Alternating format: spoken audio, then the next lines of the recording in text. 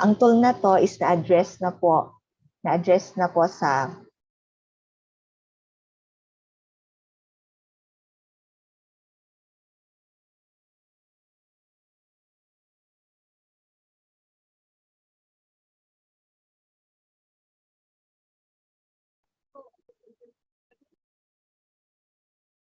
Okay po, maraming salamat po Ms. Mayan sa inyong presentation.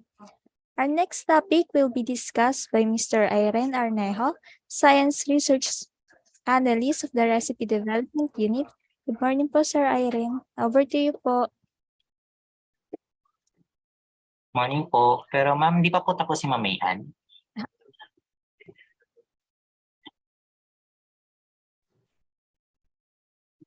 hello, Ms. Crisel, sorry Yes po.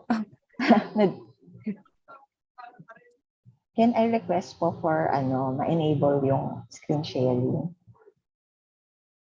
Okay na, naputol po pala. Sige po ma'am, ayusin po namin. Lang po ma'am. Thank you.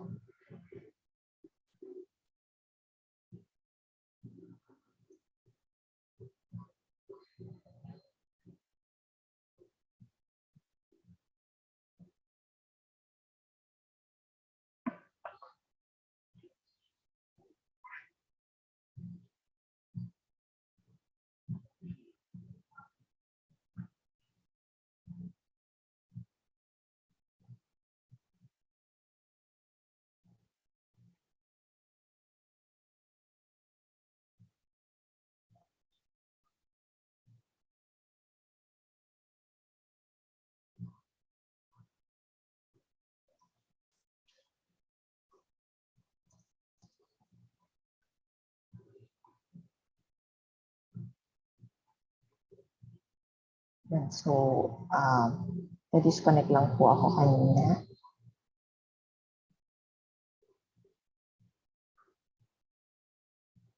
So, again, good morning. Habang naghihintay po, good morning po sa ating around 90 participants dito po sa Zoom. Good morning po, Ma'am Mayan. Yes. Okay na po, ma'am. Okay. I-share screen na lang po ulit.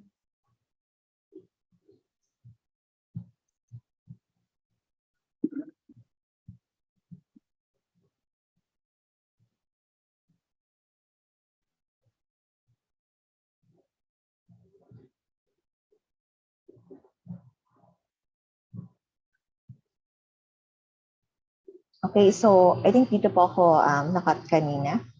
Ito nga po yung food inspection checklist na gagamitin po ng sanitary inspectors pag-inspect po ng food service establishments. So, it is a standardized assessment tool to measure the compliance of the food service establishment in terms of safe food handling and operational requirements.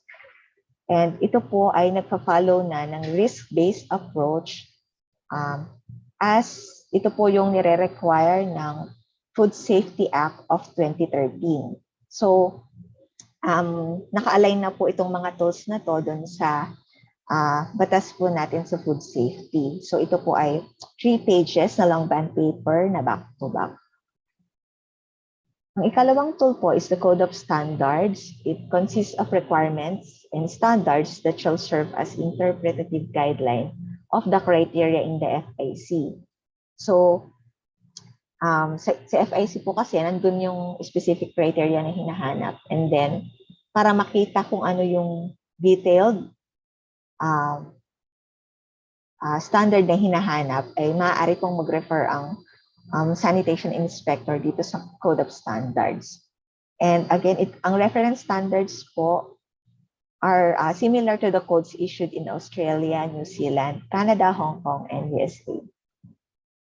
Ang ikatlong tool naman po is the operations manual.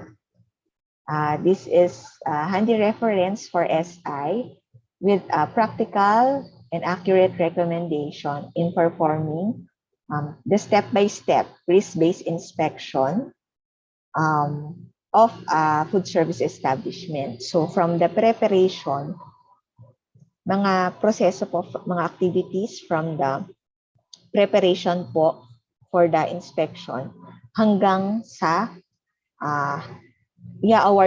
awarding po ng placard sa food service establishments. And included din po sa operations manual ang detailed instruction on how to use the food inspection checklist and code of standards.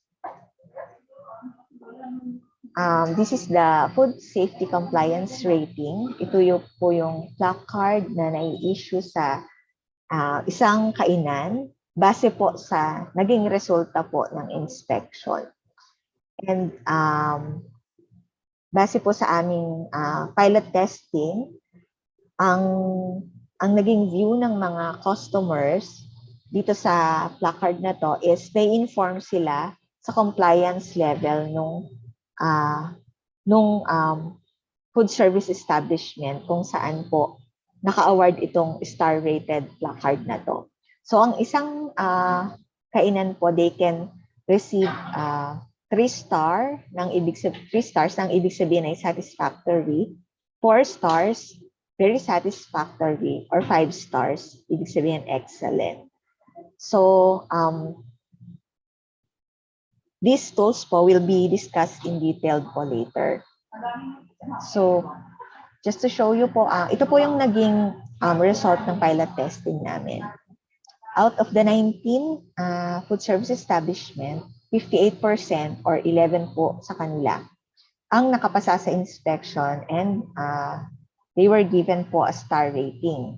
So merong nakakuha ng 3 stars, may 4 stars, may 5 stars, and meron pong 8 na walang star rating. So hindi po nila na-meet yung minimum requirement para magkaroon po ng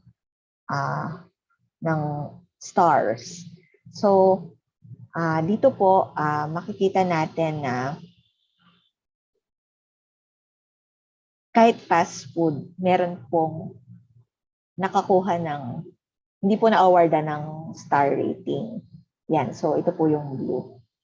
Sa casual dining, meron din po. Sa canteen, meron din. Sa karinderya, kung makikita niyo po, wala sa kanila ang nakakuha ng star rating. Sa food stall, meron pong walang star rating, pero meron pong nakakuha ng excellent.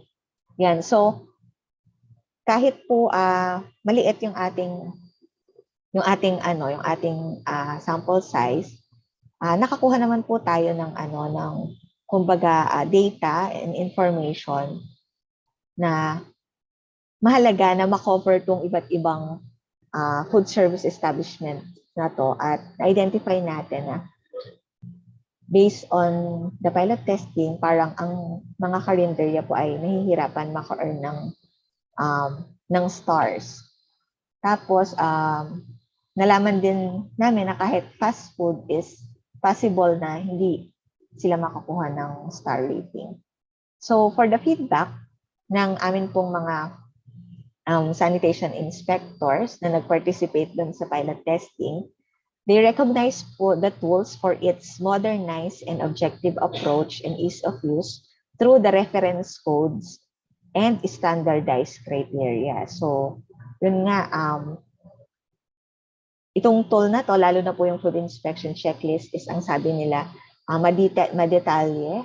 Ang isang inspector is very objective niya, mahahanap at mabibigyan ng grade yung isang establishment. Kasi alam na po niya, malalaman niya gamit tong mga tools na to, yung specific ng criteria na hinahanap. Kumbaga lahat ay same ng interpretation for that specific criteria. Sa mga food service owners and operators, they have high acceptance of the tools kasi nga po it can identify and explains the food safety standards for improvement ng kanilang businesses.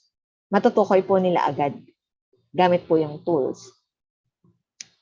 However, meron pong mga small establishments, yung carinderia and food stalls, na if ever na ito ay mai-implement, they will be appealing for additional support sa LGUs to improve their practices. So, ang sabi nila for trainings and also yung mga requirement po for facilities. So for the conclusion and recommendation, the FNRI successfully developed the 4 food safety grading system tools that are using po risk-based inspection, and it was found feasible and useful for ensuring the food safety compliance of food service establishments. And ang recommendation po ng aming project is the adoption of the tools by the Department of Health and local government units. Ang LGUs, they can adapt the tools para ma-implement po sa kanilang nasasakupan. And meron po kaming nalaman na merong certain cities na talagang nagkakaroon na sila ng initiative to modify the EHS 103-A. So, pwede po na i-adapt ito ng ating mga LGUs. And kung ganun po, magkakaroon tayo ng maraming data and we can study the impact of these tools sa iba't ibang pong type ng food service establishments. So, food safety is everyone's responsibility. Ito po yung ating pakatatandaan bilang mga sanitation inspectors po.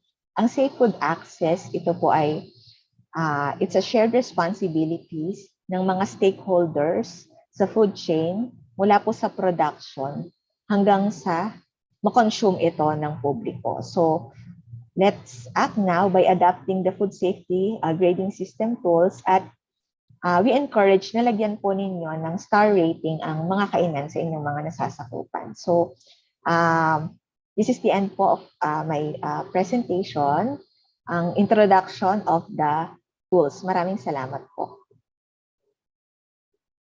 Okay, thank you very much po, Ms. Mayan, sa inyong presentation. Again po, if you have questions po, please key in your questions sa ating chat box at later on po sasagutin po ito ng ating resource speakers sa ating open forum. Okay, our next topic will be discussed by Mr. Irene Arnejo, Science Research Analyst of the Recipe Development Unit. Morning po, Sir Irene. Morning everyone. Thank you very much for participating in our webinar today. So, again, I'm Aaron Agustin Arnejo, Science Research Analyst, and I'll be giving a short but meaningful overview on the Food Inspection Checklist, or the FIC, and the Code of Standards, or the COS, of the DOST-Food and Food Safety Grading System tools. Now, for us to start in a lively mood, I want to show you my video first. Make sure that share sound. Okay. Let's find out more about one of the all-new modified food safety grading system tools.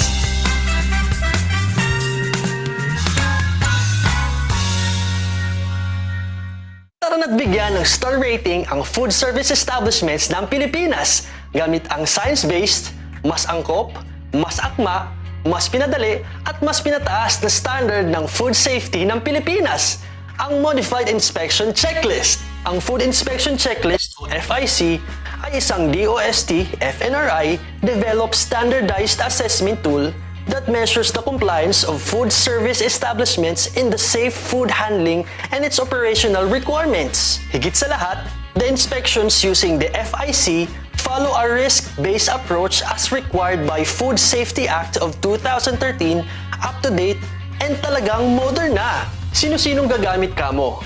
Siyempre, mandato ng PD 856 Chapter 3 o Code on Sanitation of the Philippines, our designated sanitation inspectors or sanitary engineers are expected to use the Food Inspection Checklist along with the other all-new food safety grading system tools. One of its key assets lies in the flexibility to inspect different types of food service establishments, from simple food stalls, big fast food chains, restaurants with casual dining or buffet setups, up to catering services, canteens, and even hospitals.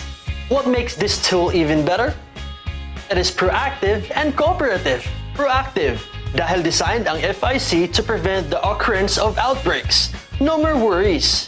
Cooperative, dahil it lets sanitation inspectors and food service establishments representatives work together towards improved food safety. So what's in the FIC? It is a comprehensive and easy checklist divided into 14 categories with 38 food safety criteria.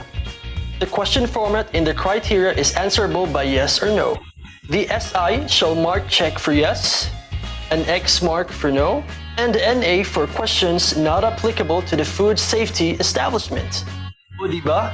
Madali lang gamitin. The scoring is also based on a risk categorization. That means the 14 categories is devised to cover 9 universal food safety risk factors identified by the Food and Agriculture Organization of the United Nations. Each criteria has a reference code too. Dito pumapasok ang Code of Standards or COS. Sanitation inspectors cross-reference the COS in the food inspection checklist to clarify and verify kung nakasunod ang food service establishments na nakatakdang food safety criteria. A remarks column is also included para maisaulat ni SI ang kung anumang notable observations during the inspection, whether positive or negative.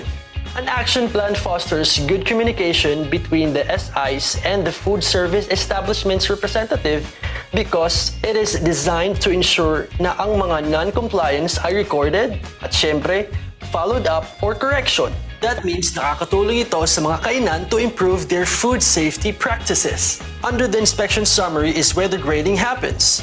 Para makompute ang grade, focus and then circled points at sundan lamang ang set of given formula na nakalagay din sa FIC. Para sa karagdagang impormasyon and other reminders on how to fill out the FIC and compute for the grade, pwede ka ring mag-refer sa operations manual. Once scores are settled, the food service establishments will be graded through a star rating. An inspection placard na kung tawagin natin ay food safety compliance rating will be awarded. Food service establishments can get a 3-star rating, a 4-star rating, and the much coveted 5-star rating. Oh, ready ka na ba to check at bigyan ng star rating ang food service establishments ng Pilipinas? Gamitin na ang all-new modified food inspection checklist. Dahil ang star rated na kainan, sigurado ang kalinisan. Let's find out more about one of the Okay, so that was a quick rundown of the food inspection checklist of the DOST-FNRI. Based po doon, meron po ba kayong mga na-pick up na keywords po from the video on what is the FIC and its functions? Pwede po ninyong i-type po dito sa chat box po. Okay. So, based from the videos, huwag po kayo mahiya na mag-participate and i-type in nyo lang po kung ano yung napulot nyo po doon. And, okay, so based on sa video, of course, refers to the food inspection checklist. Yan. It was also identified in the video and gusto ko lang po emphasize kung anong mga principles yung focus namin. And there is that the tool is proactive, wherein we devised it in such a way that we prevent the onset of foodborne disease rather than just identifying the specific violations on the spot. So, and thank you po, Ma'am Flor, for saying proactive. Of course, we've also stated that it aims to be cooperative in such a way that it is not hindi na siya tulad ng dati that we are just policing, but more of we are working together with the food service establishment to working together in order to improve their food safety practices. Furthermore, I also want to emphasize that the tools are also updated wherein we use modern standards such as, for example, in the PD 856 Chapter 3 IRR, in the 1995, actually, wala pa namang concept of temperature danger zone. However, there is a temperature na nakastate ko doon. Kung ano po yung minimum and yung maximum, wherein 7 degrees Celsius yung dapat yung mga malamig na food items should have a temperature of below 7 degrees Celsius, while hot food should always be served above 60 degrees Celsius. However, dahil nag-update na nga po and modern na yung mga standards, nakita natin doon na pwedeng ma-apply dito yung temperature danger zone, wherein ito yung 5 degrees Celsius to 60 degrees Celsius in order to prevent the rapid multiplication and growth of bacteria sa pagkain. Okay, so let's proceed. And thank you rin po, Ma'am Maria, for saying that yes, the FIC, it emphasizes proactive and cooperative approaches. So again, the FIC is a standardized assessment tool to measure the compliances of FSEs or food service establishments in terms of safe food handling and operational requirements. Again, it follows the risk-based approach of inspections as required by the Food Safety Act of 2013. And it consists of 6 pages back-to-back, wherein it is based on a merit system instead of the previous, which is a demerit. So in this merit system, the compliance are given points to encourage continuous conformity. Furthermore, it is divided into 14 categories with 38 food safety criteria that covers the 9 universal risk factors on food safety and principles of GMP, SSOP, and HACCP. Furthermore, it contains a comprehensive action plan to ensure that non-compliance are recorded and followed up for correction by the sanitation inspector and, of course, by the food service establishment. And that's the action plan. Now, the food safety grading system tools were designed to be used by sanitary inspectors or engineers as they are mandated to conduct regular inspections among food business operations. Through the signing of the RA 10611 or the Food Safety Act of 2013, it is stated there that inspectors, furthermore, shall have defined skills on risk-based inspection and shall be regularly evaluated based on suitable procedures to verify their continuing competence. As such, whenever we conduct a full-blown training, or even when we conducted the pilot inspection, we trained our participating sanitation inspectors in conducting risk-based inspection and refresh their memory and knowledge related to these following topics, such as relevant laws and regulations, food safety and quality, food processing operations, food microbiology and food chemistry, prerequisite programs, properties and use of cleaning and sanitizing compounds, hygiene practices, including personal hygiene, the HACCP system, inspection techniques, especially for the use of the food safety grading system tools, and food sampling techniques and testing methods. During the training we conducted in the project during the pilot testing, this training serves as a refresher only. No, kasi actually the inspectors are very capable and to be frank, mas magaling pa naman talaga sila sa amin in terms of inspecting and yung mga standards. They just have to be reminded or updated lang po sa kung ano yung bago na in-insert namin dito sa food inspection checklist. So in finding out the FIC, the following information is needed. So you can see here the date of inspection, the inspection duration, the inspector's name and inspector's ID, number for accountability, the registered business name or the name of the food service establishment and its corresponding business permit, the physical address of the FSE, the contact number of the FSE, its operating hours, number of employees, and number of shifts and time. Furthermore, you can add the name of the manager and supervisor with who accompanied the sanitation inspector at the time of the inspection. And next row, you can see here that we have a field for the food safety compliance officer and his or her corresponding FSCO certificate number. This is because according to the Food Safety Act of 2013, Rule 14A.1, all food businesses shall designate a food safety compliance officer or FSCO who has passed a prescribed training course for FSCO or recognized by the DA and or the DOH. So, what are the responsibilities of a food safety compliance officer or an FSCO? So the FSCO is tasked to oversee the implementation of food safety programs and activities of food businesses consistent with the provision of this IRR.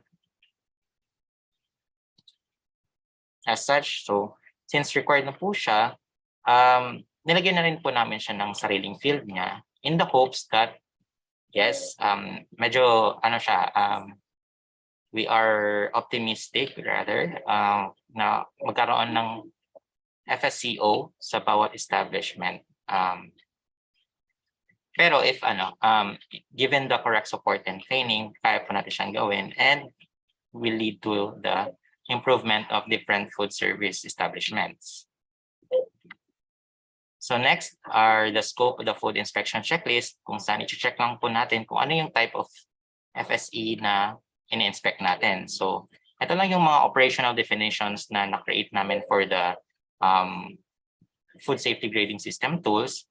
So when we say buffet, it's a dine-in self-service type where customers have unlimited access to a wide variety of food. For canteens, it is an open counter display or stall with walking paths where customers can select various dishes. So it's either office or school canteens. For carinderia, it is a unique local food service establishment selling takeouts or with a small dining area and serving various selections of local viands from an array of dishes. Next is the casual dining, wherein customers are seated by an attendant, offering a wide variety of food choices with a specific theme or cuisine. So ito yung mga usual natin na mga restaurants. Next is catering, where food is transported and served as requested by an individual or organization for an event meal. Next is the fast food, wherein food choices are limited to a certain food type, but are mass-produced, cooked in bulk, kept hot, and served upon order. Seventh are the food stalls, which is a small type of FSC that cooks and prepares food upon order, usually has limited or lesser items in the food flow or food processes compared to the other food service establishment. And lastly are the hospital food service, which is a special type of food service establishment that offers food through tray service to immunocompromised patients in hospitals, but may also serve hospital staff and guests. After we have identified the type of food service establishment, we next fill out the type of inspection that we are conducting. So we have three types of inspection that we plan, and we hope that it will be incorporated in the systems of inspection, especially in the local government units. When first, if hindi pa na-inspect yung food service establishment, they will have to undergo initial inspection, wherein it is a preliminary inspection conducted to ensure compliance to the set of requirements identified in the FIC. Now, when the food establishment have already passed the initial inspection, they will now undergo routinary inspections, which is conducted every year, and depending kung ano yung frequency niya, whether it's quarterly or bi-yearly lang or once a year, and depending yun sa mga factors na pwede consider ng local government unit.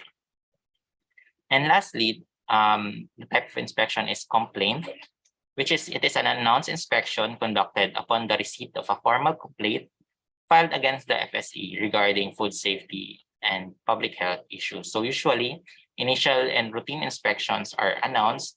However, complaints are usually unannounced. Now, this is how it will look like after it has been filled out. So, and then yung details natin, make sure lang na kompleto and following the correct format for easy encoding. And then we proceed to the next body, or next part of the food inspection checklist, where we can see the different criteria. So in first part, of course, there are the instructions. Ito babasahin ko lang po and I will further expound later on. So sa instructions, it is indicated that on the compliance column, mark check if the answer to the question is yes, mark X if the answer to the question is no. Write NA if the question is not applicable or the criteria is not applicable to be checked on the food service establishment. And on the remarks column, you may write R for repeated violations. After the inspection, encircle the points for those marked with check. Next part of the FIC is the category where we show where we see the category of the different criteria as stated earlier. So we have 18 categories. So we have documents and permits, delivery and transport, holding, consumer protection and advisory, processing, preparation, storage and warehousing, purchasing and receiving, personal health and hygiene, cleaning and sanitation, structure, facilities and sewerage system, water supply, waste disposal, and animal and pest management. Sorry, it's 14 categories. Next in the categories are the criterias, where the criteria is written in a question manner so that it can be easily answered by the sanitation inspector. And these requirements or standards address specific areas of concern in the food safety.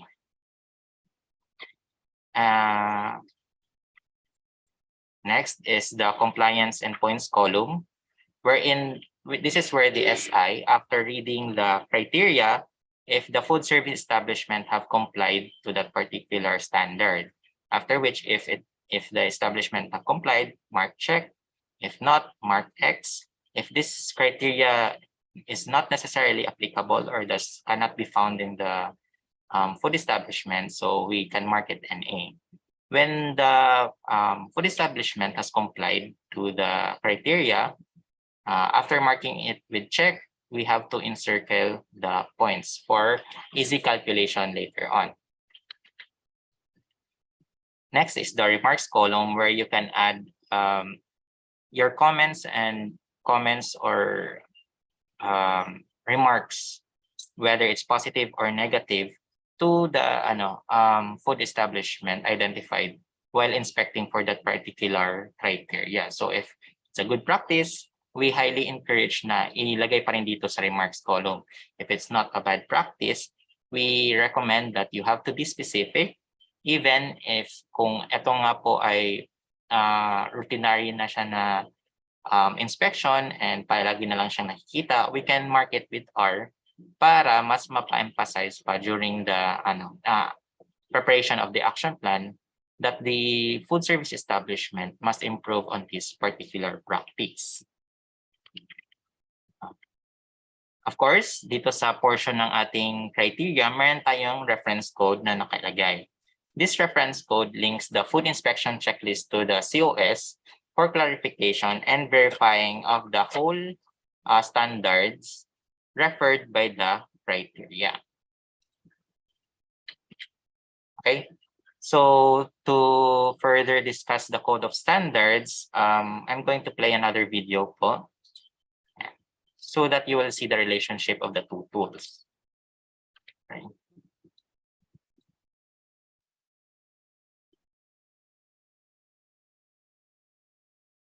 Tara na at bigyan ng star rating ang food service establishments ng Pilipinas gamit ang all-new Code of Standards for the Food Inspection Checklist and Grading System of Food Service Establishments.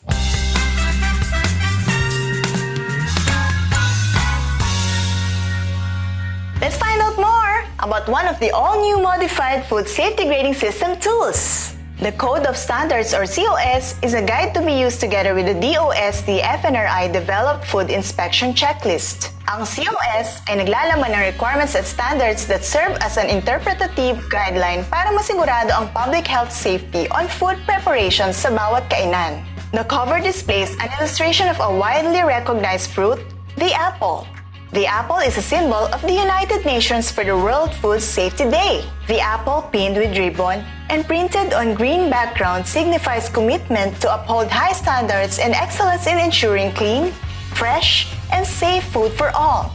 Alam niyo ba na ang development ng COS ay base sa international guidelines and sanitation codes from countries like Australia, New Zealand, Canada, Hong Kong, and the USA? Oo! The meticulous research process allowed the harmonization of standards and gaps to be filled in from critically engaged perspectives. What's in the updated Code of Standards? Ang COS ay nahahati sa 4 na chapters.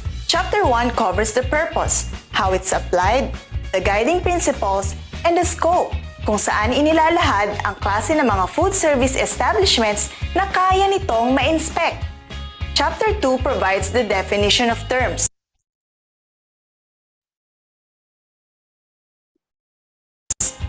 Chapter 3 talks about the food safety and sanitation and all the health and general requirements. And finally, Chapter 4 discusses structural requirements, facilities, and water systems. Pero hindi rito nagtatapos dahil ang annexes list ng COS is a rich source of additional information to guide the SI during inspection of the food establishments. How is this used together with the FIC? The food inspection checklist has 38 food safety criteria at bawat kriteryang ito ay mayroong reference code. Using the indicated reference code, sanitation inspectors cross-reference the criteria in the COS para ma-clarify and verify kung talagang compliant ang food business sa mga nakasaad na food safety standards.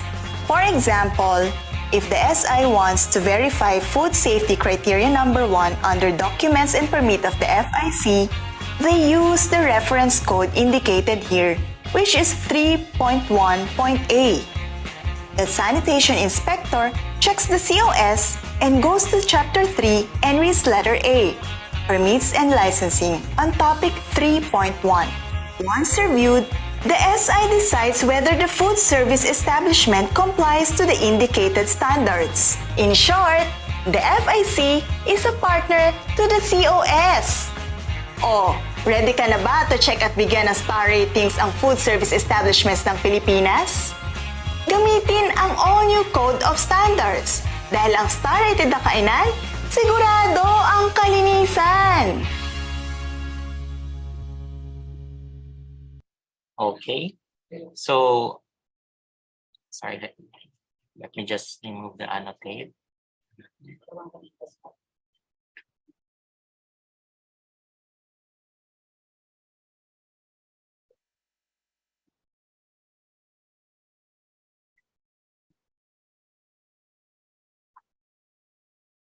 Hindi ko pa mahanap kung paano ma-remove. Anyways, so ayan, based from the video po, ayan, ginawa talaga namin to ng APP yung mga tools para mas mabilis nyo rin po siyang ma-review and makita yung overview po ng mga functions nila. These videos can be accessed in the DOST-FNRI YouTube channel po. So again, same po with the FIC. Ano po yung mga takeaway niyo po doon sa video po? Or mga key terms lang po on its function. Ayan, so type in lang po kayo dito sa chat or pwede po kayo mag-on ng microphone.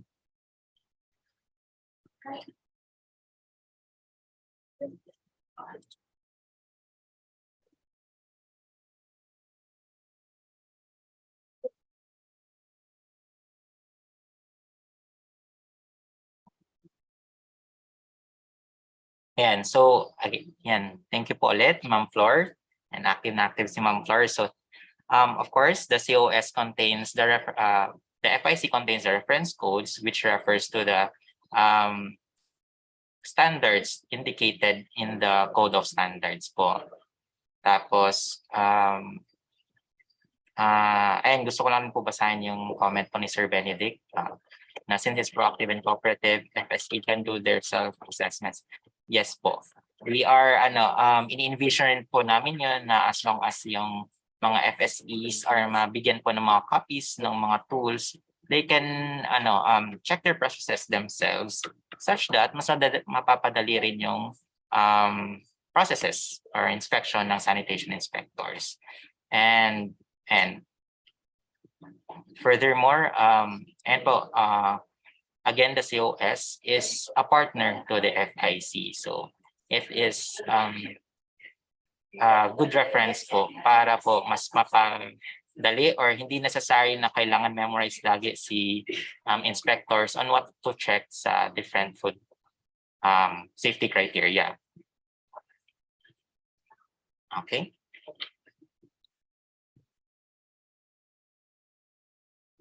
So, to emphasize, the Code of Standards is an auxiliary tool for the food inspection checklist and consists of requirements and standards that shall serve as an interpretative guideline in checking the food service establishments. So as you can see here, ito yung mga parts ng Code of Standards, yung page niya. Meron yung chapter number and title, which is, for example, in Chapter 3, Food Safety and Sanitation, Health and General Requirements. And also the subchapters 3.1, which is 3.1 General Requirements for Food Service Establishments. The letter code, which you can see here, the A, or Permits and Licensing, B, Prescribed Training and Certification, and the specific number codes or sub-letter codes. So, ito po yun sa baba, under the different areas or topics. Furthermore, we have also included a rationale for each topic such that it will be instilled to the sanitation inspectors and to the food service establishment owners, operators, and managers that what is the importance of following this particular criteria or particular category. So as you can see here, mayroon pong rationale for 3.1b, and food safety is dependent on many factors, including the environment, food handling by employees, and such. As such, training is very important or needed for ensuring the food safety in the establishment. Yan. Sa naging example doon sa video is the criteria 1, wherein is the sanitary permit displayed where it can be seen by consumers. So yan po yung kailangan i-check ni sanitation inspector when he or she refers to 3.1 point A in the Code of Standards. You will see that for it to be compliant, for the establishment to be compliant, it shall abide to these following rules. So first is the FSE shall abide by the licensing requirements issued by the authorities.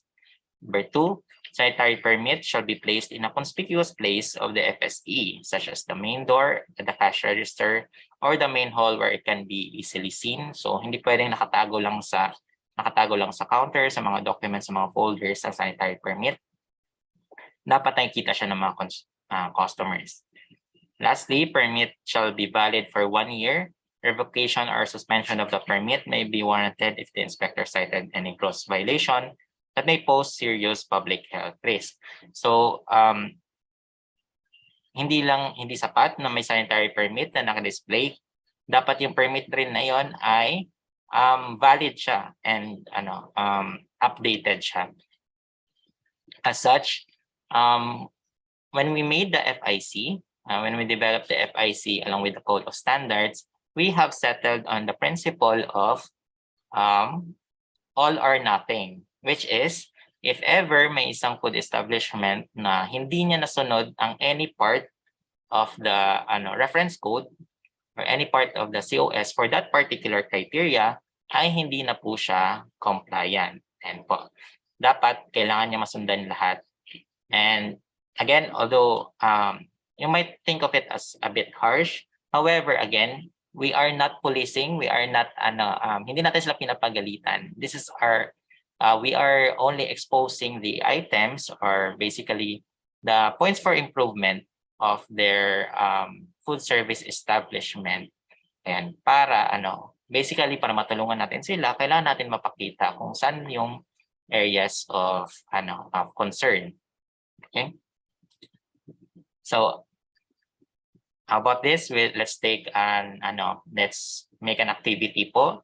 So dito lang po sa chat box, based po from your experience and your knowledge, maaari nyo po bang isulat sa chat box kung ano po yung mga violation, mga food safety violation po na nakikita nyo dito sa picture lang po na ito. Ayan po. So sige po, let's make this participative. So go ahead and type in your kung ano po yung mga specific violations po dito sa etong refrigerator na ito. Okay, from Sir Benedict. So yes, there is a storage violation here, definitely.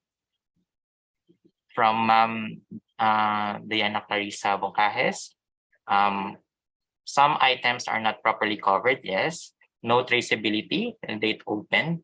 Yes. So I assume PD is production date or preparation date, and also there is no such thing as expiration date. Of course, kita-kita po dito gamit yung mga storage items na ito, wala po siyang mga labels. Yeah. Meron nga po yung iba pero nagtutumba-tumba naman po siya. From Gina Fabros, okay, improper arrangement of food stock. Yes, yes. Basically sobrang gulo. Ayan, to be direct, sobrang gulo ng refrigerator.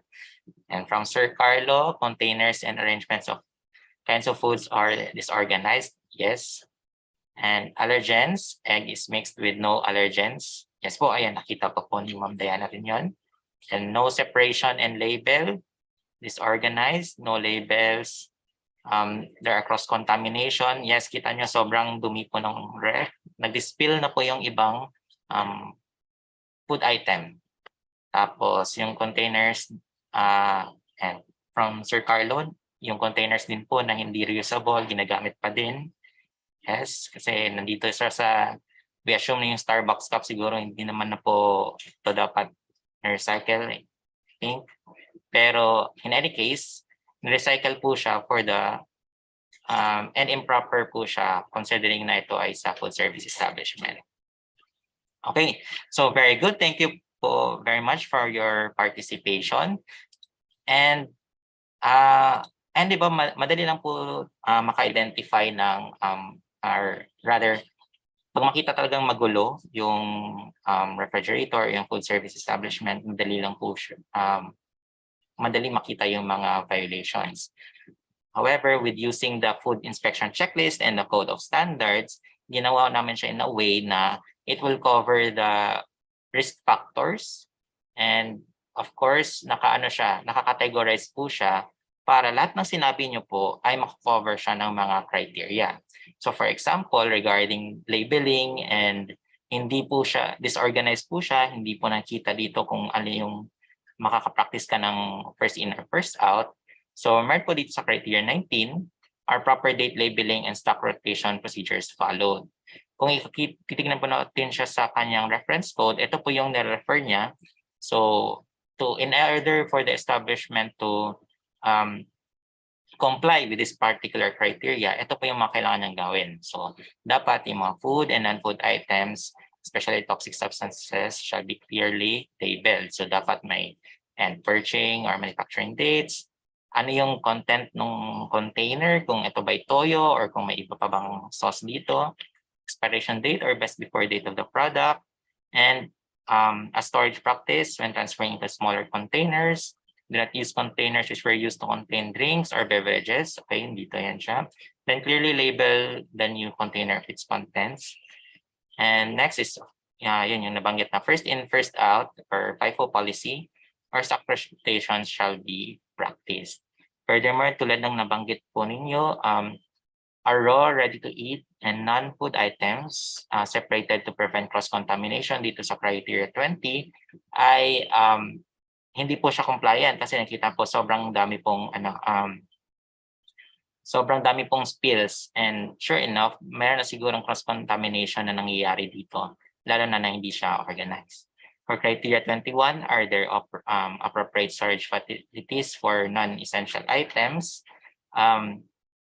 Nakikita po natin dito, so assuming that this is the refrigerator of a food service establishment, makikita na merong mga personal items dito po, no? May mga Snickers bar, tapos may Starbucks, kahit na ang mga nakatago dito ay yung kung ano lang yung mga pagkain na ginagamit for the preparation of food items served in the establishment. So kung i-fill out po siya, ganito po yung magiging mukha niya. So since hindi po compliant yung mga yung food service establishment sa mga criteria, i-X lang po natin siya. Tapos pag X, again, based sa instruction, check. Pag check, i-encircle yung points. Pag X, let it be lang po. So para madali po natin siyang ma-count later. So ang maganda po dito, may specific area po tayo for remarks. So again, for criteria 19, i-identify lang po natin specifically kung ano po yung violation para mapapadali yung pag-create natin ng action plan. So for here, food items are stored without labels and disregarding 50. For 20, refrigerator is full of spills, food items are cluttered and not sealed properly. For 21, personal food items or chocolate are stored in the refrigerator. Okay. So after that, we have accomplished the food inspection checklist. We have identified all the criteria, their best practices, or their practices that needs for improvement. Tapos, again, kita nyo po dito, pag-check po siya, kailangan po natin siyang i-circle yung points.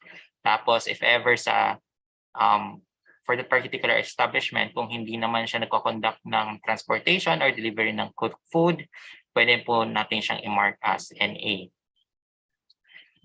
After ma-check natin lahat ng 38 na criteria, we proceed to the inspection summary and interpretation table. Ito po yung inspection summary and interpretation and grading table. So for the inspection summary, ito lang po yung instructions natin. So remember po yung sinabi ko na kailangan natin bilugan yung mga naka-check para rin po mabilis po natin mabilang kung ilan po yung mga criteria na nag-comply. Ilan yung mga major criteria at ilan yung minor criteria. Sorry po, hindi ko pala nabanggit.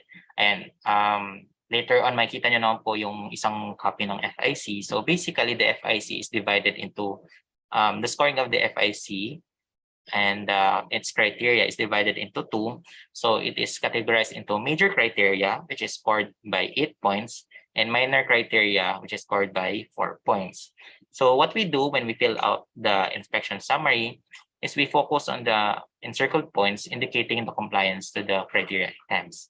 Next is to get the total major criteria. Okay. How many criteria items are worth 8 points are encircled? Then after that, lagyan nyo lang dito kung ilan yung criteria doon. I-times 8 nyo po, ito po yung score ng galing sa total major criteria. Next is to get to the total minor criteria. Itong key. Count how many criteria items worth 4 points are encircled and multiply it by 4. Then, after which, add the total major criteria and total minor criteria to get the total points earned. So, i-add nyo lang po yung A and B to get C. Next, total points of criteria checks. So, add the points of the criteria that are not applicable to the FSE. So, for example, kanina, meron tayong isang criteria na NA and yung score ng criteria na yon ay 4. So what we do is we subtract the points from 260 to get the total points of criteria check, letter D. So ibig sabihin po dito, again, tulad po ng mga food establishment or food stalls na hindi naman ganun karami yung food processes and possibly hindi niya ma-cover yung lahat ng criteria, maaari naman pong mag-mark ng NA, and by marking it NA, hindi po siya masasali sa total points. Total points.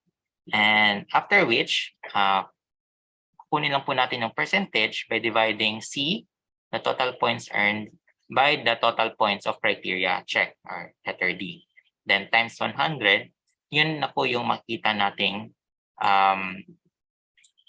score or percent score ng food service establishment.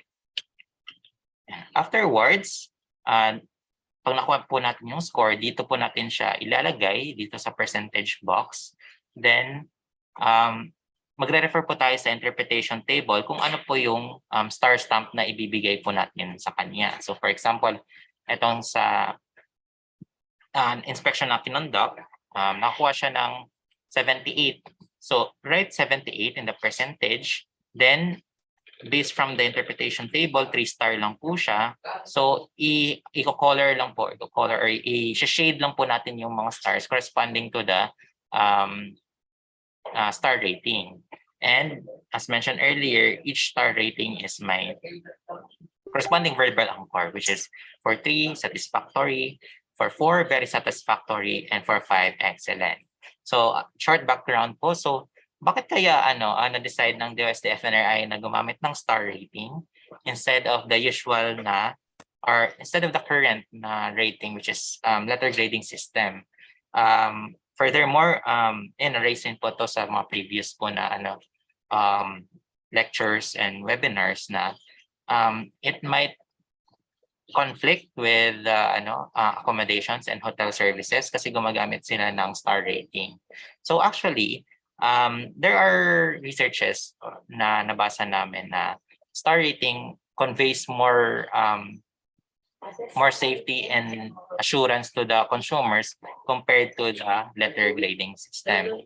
Furthermore, naging inspiration rin po namin ang mga hotel and management, hotel services kasi actually the goal of the food safety grading system tools rin is to help in the tourism of the particular LGU or area, lalo na if ang highlight po ng area is pagkain, might as well ensure that the tourist or yung mga customer na dadayo ay ma-assure sila na ligtas yung pagkain na kakainin nila. So, na-identify rin kasi doon sa research na if ever man po, may certain prejudice yung mga tao sa kung masabi na yung isang restaurant ay letter C and letter C, ba't hindi ka D? Ano bang meaning ng D sa A? Ay, ganon.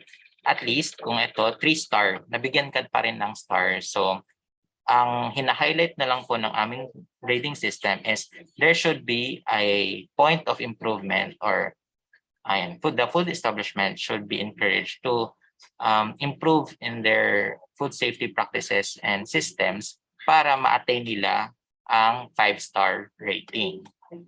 Okay.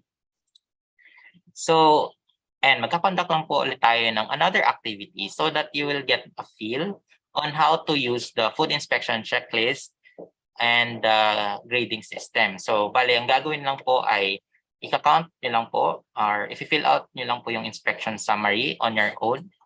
Tapos, sabihin nyo lang po sa akin kung ano yung nakuha nyong percentage or na-compute yung percentage score and corresponding grade. Okay, share ko lang po yung link dito sa chat box.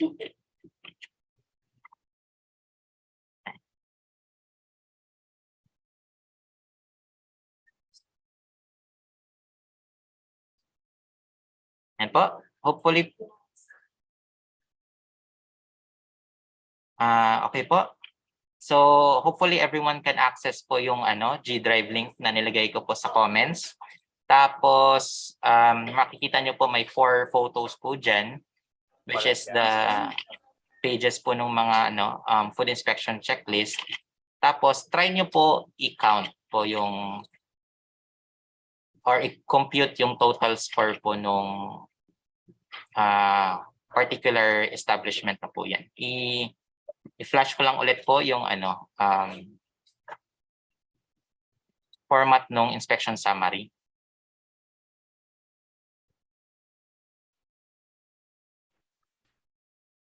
Okay lang mag-link. Ayan po. And po, okay po. Lahat naman, thumbs up po kung ano, na-access naman po yung G Drive po.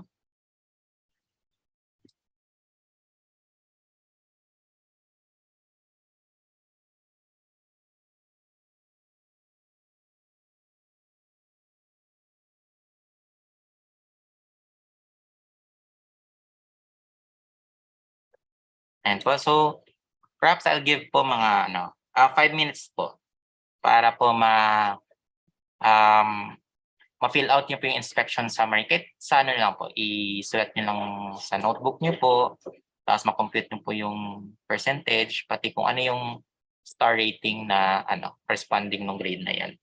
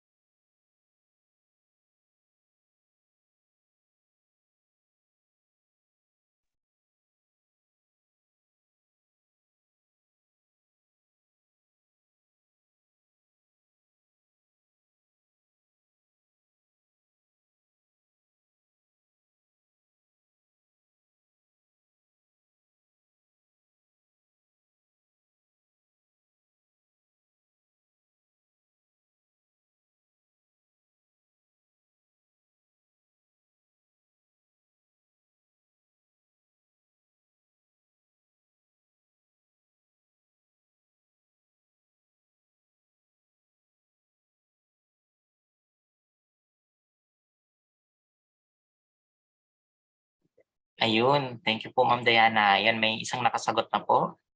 Bali, ang calculation po ni Ma'am Diana ay 84% very satisfactory rating, which is 4 stars. So, sino po pong iba may Okay. So yan, marami na pong mga makasagot po ng ating inspection summary.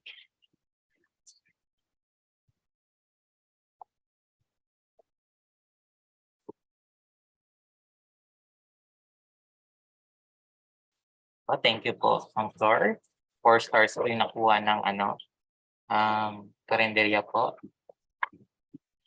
nila Aling Flora. Aling Flora Dalisay. Thank you rin po, Ma'am Christine. Okay, 84. Ma'am Sharina, 4 stars, 84%. Ma'am Yvette, 84, okay. Okay, so almost lahat po, 84% po yung nakuha nilang score or na-calculate na score.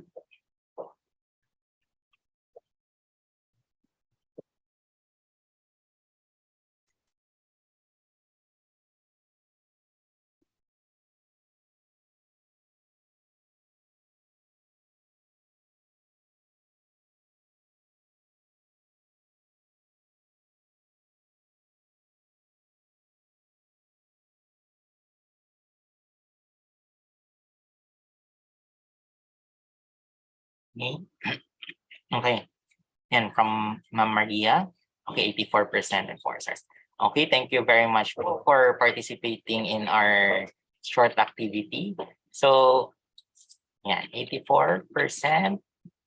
And sama po kayo. So, Yan. I'm very happy po na lahat po ay nakakuha ng tamang sagot. So, ang total major criteria po doon sa checklist ay 24. So, times 8, it's 192. Then, for the total minor criteria, it's 6. 6 po yun. Times 4, it's 24.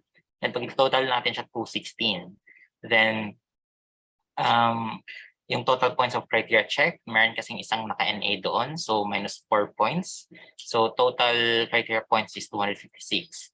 So 216 divided by 256 times 100 is 84%, and 84% corresponds to a 4-star rating or very satisfactory performance of the food service establishment. Okay, thank you very much po, and palakpakan po natin ang ating mga sarili for participating, and tama po na sagot. Nako, and po, we are very happy na actually tumama kayo lahat. As much as ang daming processes and steps po no para mag-compute, lalo na pag pen and paper, at least ay malinaw naman po yung flow. Furthermore, ito na po talaga yung limitations ng pen and paper. However, ayan po, if ever sa future, magawan pa po or ma-upgrade pa po ulit tong tool na to, perhaps magkaroon na po tayo ng software-based po, no? Instead na pen and paper na yung dadalhin ng inspector, ay tablet na siya mag-inspect sa mga local government units. Yun na po yung mga dreams namin dito sa FNRI. And po. And afterwards, after getting the score and knowing na nakapasa naman po yung food service establishment, we have also kinonsider na rin namin yung kung ano yung mga processes na kinoconduct ng mga LGUs after conducting an inspection. So, and meron po tayong actions to be taken. So whether it is approved, so it indicates that the FSE earned a total percentage of at least 75%. If it did not, it will undergo re-inspection, which indicates that the FSE is subject to follow-up inspection to take recommended action plans. And lastly, for suspension, which indicates that the FSE failed to earn a total percentage of at least 75% and or has violated major food safety risk. The FSE is subject to temporary closure until recommended action plans are complied with. Next, of course, nag-follow rin kami ng kung sino mga pwedeng mag-sign po dito. So, nandiyan dapat yung accountability ng sanitation inspector, the interviewee na na-acknowledge nila yung result ng inspection, and to make it official, signature of the city and municipal health officer. So after that, we have conducted the food risk-based inspection in the food service establishment. It's time to fill out the action plan. So the action plan is an attachment of the FIC where the summary of violations cited during the inspections are written, and the corresponding solutions agreed by both parties shall be recorded. It shall also include a time frame for performing the solutions to the violations identified. So same lang po with the first page of the food inspection checklist. Nandito lang po yung mga details ng food service establishment. Tapos sa body po, doon po makikita yung doon po mag-fill out si sanitation inspector. So sa 5, ano yung specific criteria na may violation or hindi siya or may non-compliance. Number 6, description of the violation. So, mas maganda dito, ano yung specific violation po na pwedeng gawa ng paraan ng food service establishment. Number 7, details of the action plan. Ano yung pwede nilang gawin? And ito, hindi lang si sanitation inspector yung may say dito. Pwede rin, pwede silang mag-usap and mag-recommend si food service establishment owner or manager kung ano yung kaya nilang gawin, or at least makapag-compromise on that particular violation. Next is the points, of course. Kung ano yung specific points lang rin ng criteria doon sa FIC, yun lang rin yung ilalagay na points dito, and status kung na-comply ba siya sa next na inspection ng sanitation inspector. So for example, sa ating example sheet kanina, So meron siyang violations sa criteria 16, 19, 20, 24, 26, 34, and 35. Then sinulat na lang muna yung kung ano yung mga corresponding points ng mga criteria na yun para hindi rin mawala. So, and hindi na pabalik-balik. So for 16, 8, 19, 8 points. For 20, since minor siya, 4 points lang. For 24, major 8, 26, 4, 34, 4, and 35, 8. So makikita natin dito sa description of violation columns yung specific na violation. So for number 16, towing practices is submerging the frozen meat without any packaging in a basin of potable water. And meron dito sa 19, open packages of dried goods do not have proper date labels and so on. So dito, after consultation or discussion with the owner or manager of the FSE, so we can recommend the following. So consult the COS reference code 3.4. It is recommended to place proper towing practices posters in preparation area para safe yung pagtotow ng karne. Furthermore, kunwari sa 19, retrain staff to place labels indicating the expiration or use by dates on both open and sealed packages of food items. And preparing a cleaning plan for the storage area, including the timetable, frequency, and cleaning. Ayan, okay. So, before I, malapit na kasi matapos, pero I want to get your feedback rin, actually. Kung ano yung first impression nyo doon sa FIC.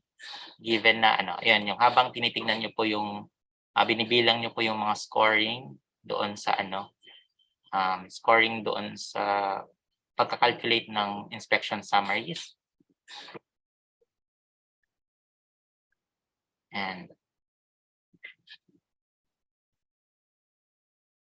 And po, so besides po doon, and hintayin lang ang comments. Okay, later na lang po. And po, sorry, I forgot. Yung sa status po, syempre after po mag-discuss, bibigyan naman po natin ng time si food service establishment na i-correct po yung mga non-compliances nila. Then hopefully, pagbalik po ni inspector, ito na lang po yung i-check niya. Tapos i-check niya lang kung na-follow ba ng establishment yung mga recommended solutions. Tapos yan, check, X, yan po. Then after which, magkakaroon po ng recalculation ng scores nila. So dito po sa adjusted points. So kung ano yung score nila na previously, tapos yung na-earn nila after ng re-inspection, then yung total points of criteria check again. Then hopefully, they will be able to pass na the food inspection. And that's it po for the food inspection checklist and the code of standards. So ayan po, read ko na lang rin po yung feedback ni Sir Benedict. So need nyo po ng Tagalog's version since ang gamit din ay kalendarya. Since vision naman na mag-self-assessment lahat ng FSCs. Yes, definitely po. Consider po namin yan sa mga next steps na gagawin for this particular tool po. Furthermore, and before I end po dito sa FIC, gusto ko rin po banggitin na since proactive approach po siya, we are also emphasizing the importance of documentation and written procedures. As such, the only way para ma-ensure na ito yung, di sa tulad ng dati na kaya lang nating i-inspect yung kung ano yung actual nating nakikita on that day. And for that, marami kasi mga establishment na naglilinis lang pag nalaman nilang may bibisita, di ba? So, pero ang way para to get around that and ensure na itong ginagawa nila ay hindi lang today dahil may nag-inspect, kundi everyday po nilang ginagawa to, is to have those documents and monitoring records, kunwari for sanitation and yung sanitation protocols po nila, kung paano sila naglilinis, sino-sino yung mga naglilinis, ano yung mga nililinis nila, gano'ng ka-frequent, ayan. Maganda po if magkaroon po sila ng documentation and written procedures for that. And for that, including na po sa suggestion ni Sir Benedict na Tagalog version po or other languages po ng FIC and other tools ay matrain din po talaga yung mga owners and operators. Also, kahit magkakaroon ng mga consultations with food safety compliance officers on how to make sure na maayos po yung food safety management systems nila. And in place po siya dito sa ating food service establishment. Ayan. And for that, thank you very much po. And we look forward po for your continued participation po sa ating lecture. And thank you very much po. Okay, maraming salamat po Sir Irene sa inyong presentation at maraming salamat din po sa ating participants at nakipag-participate po sila sa inihandang activities. Okay, for now po, let us have a health break. If you have questions to our speakers, please key in your questions in our chat box and they will answer it during the open forum. So ang time po natin ngayon is 10:21. So we will be back and resume po our program at 10:31 a.m. po.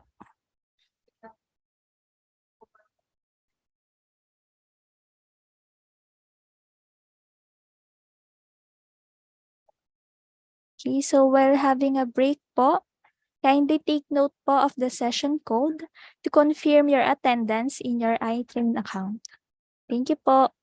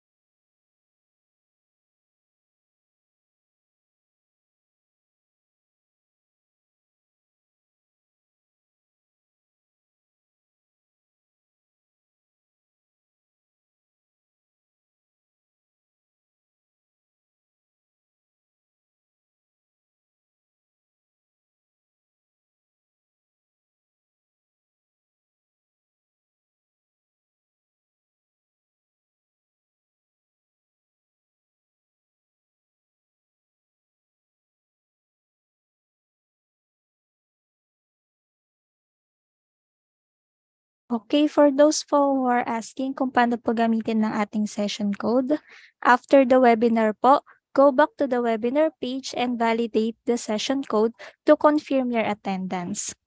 So naka-flash po sa screen kung ano po yung makikita niyo po sa web page. Yan po. And i-enter niyo po yung session code po na naka-flash po kanina sa screen. Okay po. Then, now take the post test and evaluation by clicking the button. So para po matake niyo po ang inyong post test and evaluation, kailangan niyo po ng ating session code.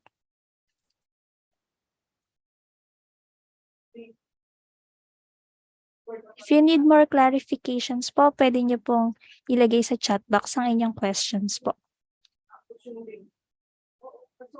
Naka-flash po sa screen kung ano po yung makikita po natin sa ating webpage at kung saan po itatype ang ating session code. So after the webinar po, go back to the webinar page and validate the session code to confirm your attendance po.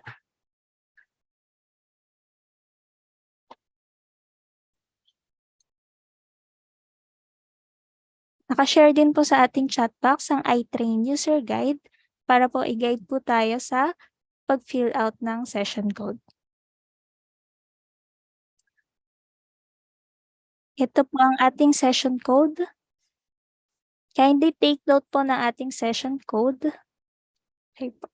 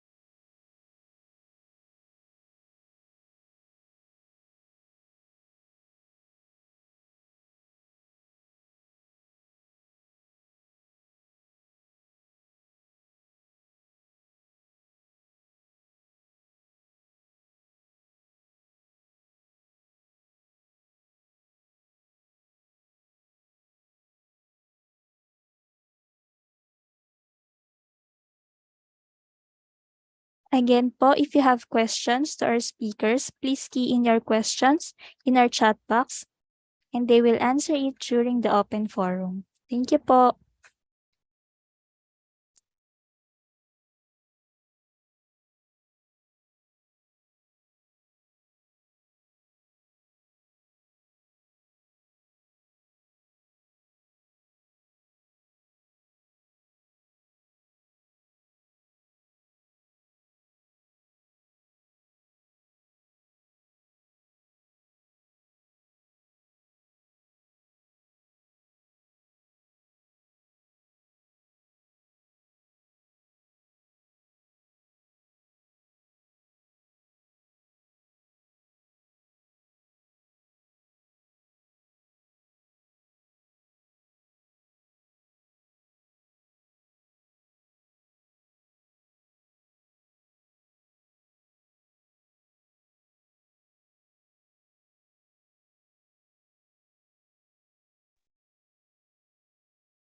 Reminder lang po na in a few minutes, we will resume po our program.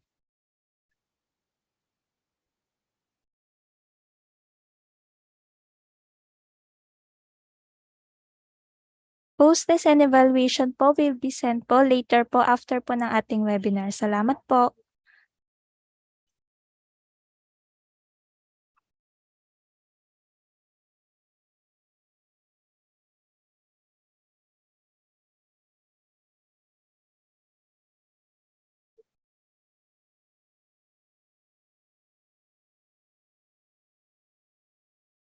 Okay, so please check po your emails as we send po a temporary link po ng web para po inyo pong ma-access ang inyong iTrain accounts.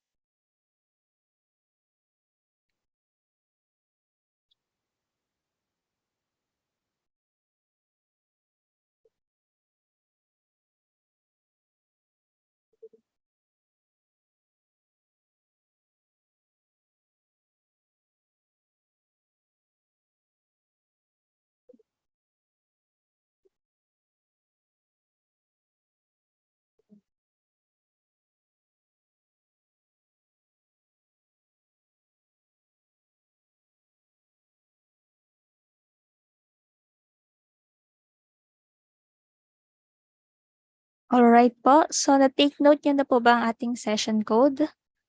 Yan. So, we will resume na po ang ating program.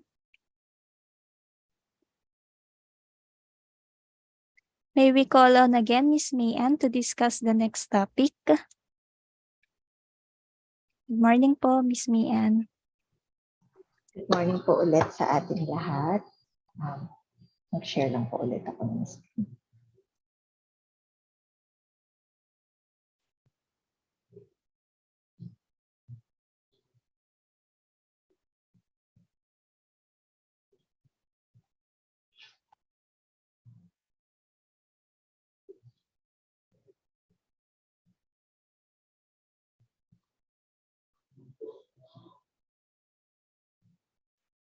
Okay, so again, nandito po ulit ako to present naman the third tool, yun pong operations manual and the conduct of risk-based inspection. So before po ako mag-proceed sa aking presentation, inform ko lang po kayo na natutuwa po ako sa inyong active participation and nakikita ko po na nakikita po nila kung anong mali, nakikita nila ang violation, nakakapag-compute sila. So, for us na nakikita po namin yun na this tool can be really adapted and it is really feasible. So, ngayon po, ang ipapresent ko naman ay itong operations manual. Ito po yung nakapaloob po dito yung pagko-conduct ng risk-based inspection. So, before po ako mag-proceed doon sa detailed presentation, I will just show you po yung a short ABP about the operations manual para makita niyo po yung overview ng content of the tool. Tara na't bigyan ng star rating ang food service establishments ng Pilipinas. Gamit ang all-new operations manual for risk-based inspection and grading system of food service establishments.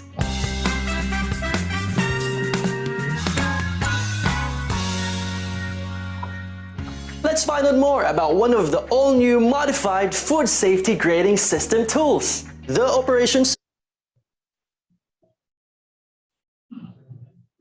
manual or OM is a handy reference with practical and accurate recommendations in performing risk-based inspections of the identified food service establishment. That's why the cover shows a magnifying glass printed on a blue background. Dahil hina-highlight nito ang gamit ng operations manual bilang guide ng sanitation inspector sa pag-conduct ng risk-based inspections with utmost integrity and professionalism in accordance to laws and regulations. It contains the instructions on how to use the grading system tools, ang Food Inspection Checklist or FIC, at Code of Standards o COS.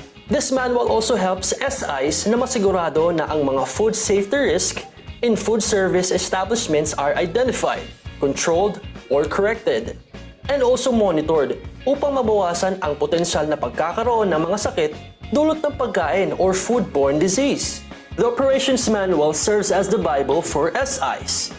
It contains the definition of terms and list of acronyms and a comprehensive guide divided into 3 chapters. Meron rin itong mga annexes tulad ng inspection guidelines ng bawat criteria, pati na rin example ng completely filled out FIC. Sa Chapter 1, pinapahalagahan nito ang risk-based inspection upang maiwasan ang foodborne disease outbreaks. It also discusses the general guidelines ng mga sanitation inspectors sa mga inspection types, flows at recommended schedule. Sa Chapter 2, it explains in detail how to use the food inspection checklist and code of standards para mabigyan ng star rating ang isang food service establishment. At sa Chapter 3, pinapakita ang step-by-step process of conducting risk-based inspection. Mula sa inspection announcement, review of previous inspections and food list, paghahanda ng inspection tools and equipment. Patungo rin ito sa opening a meeting kasama ang representative ng food service establishments sa pag-conduct ng actual inspection. Hanggang sa closing meeting and posting of inspection results ay makikita mo sa operations manual.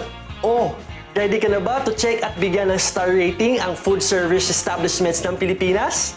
Gamitin na ang all-new modified food inspection checklist. Dahil ang star rated na kainan, sigurado ang kalinisan.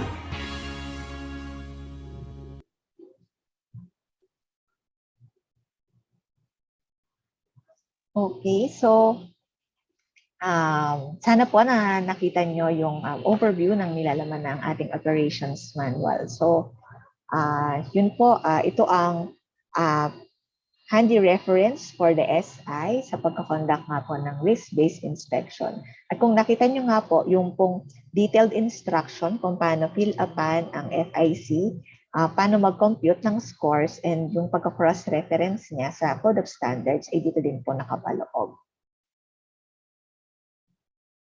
So, now I will discuss po how to conduct a risk-based inspection, as this is our basis po in developing the tools.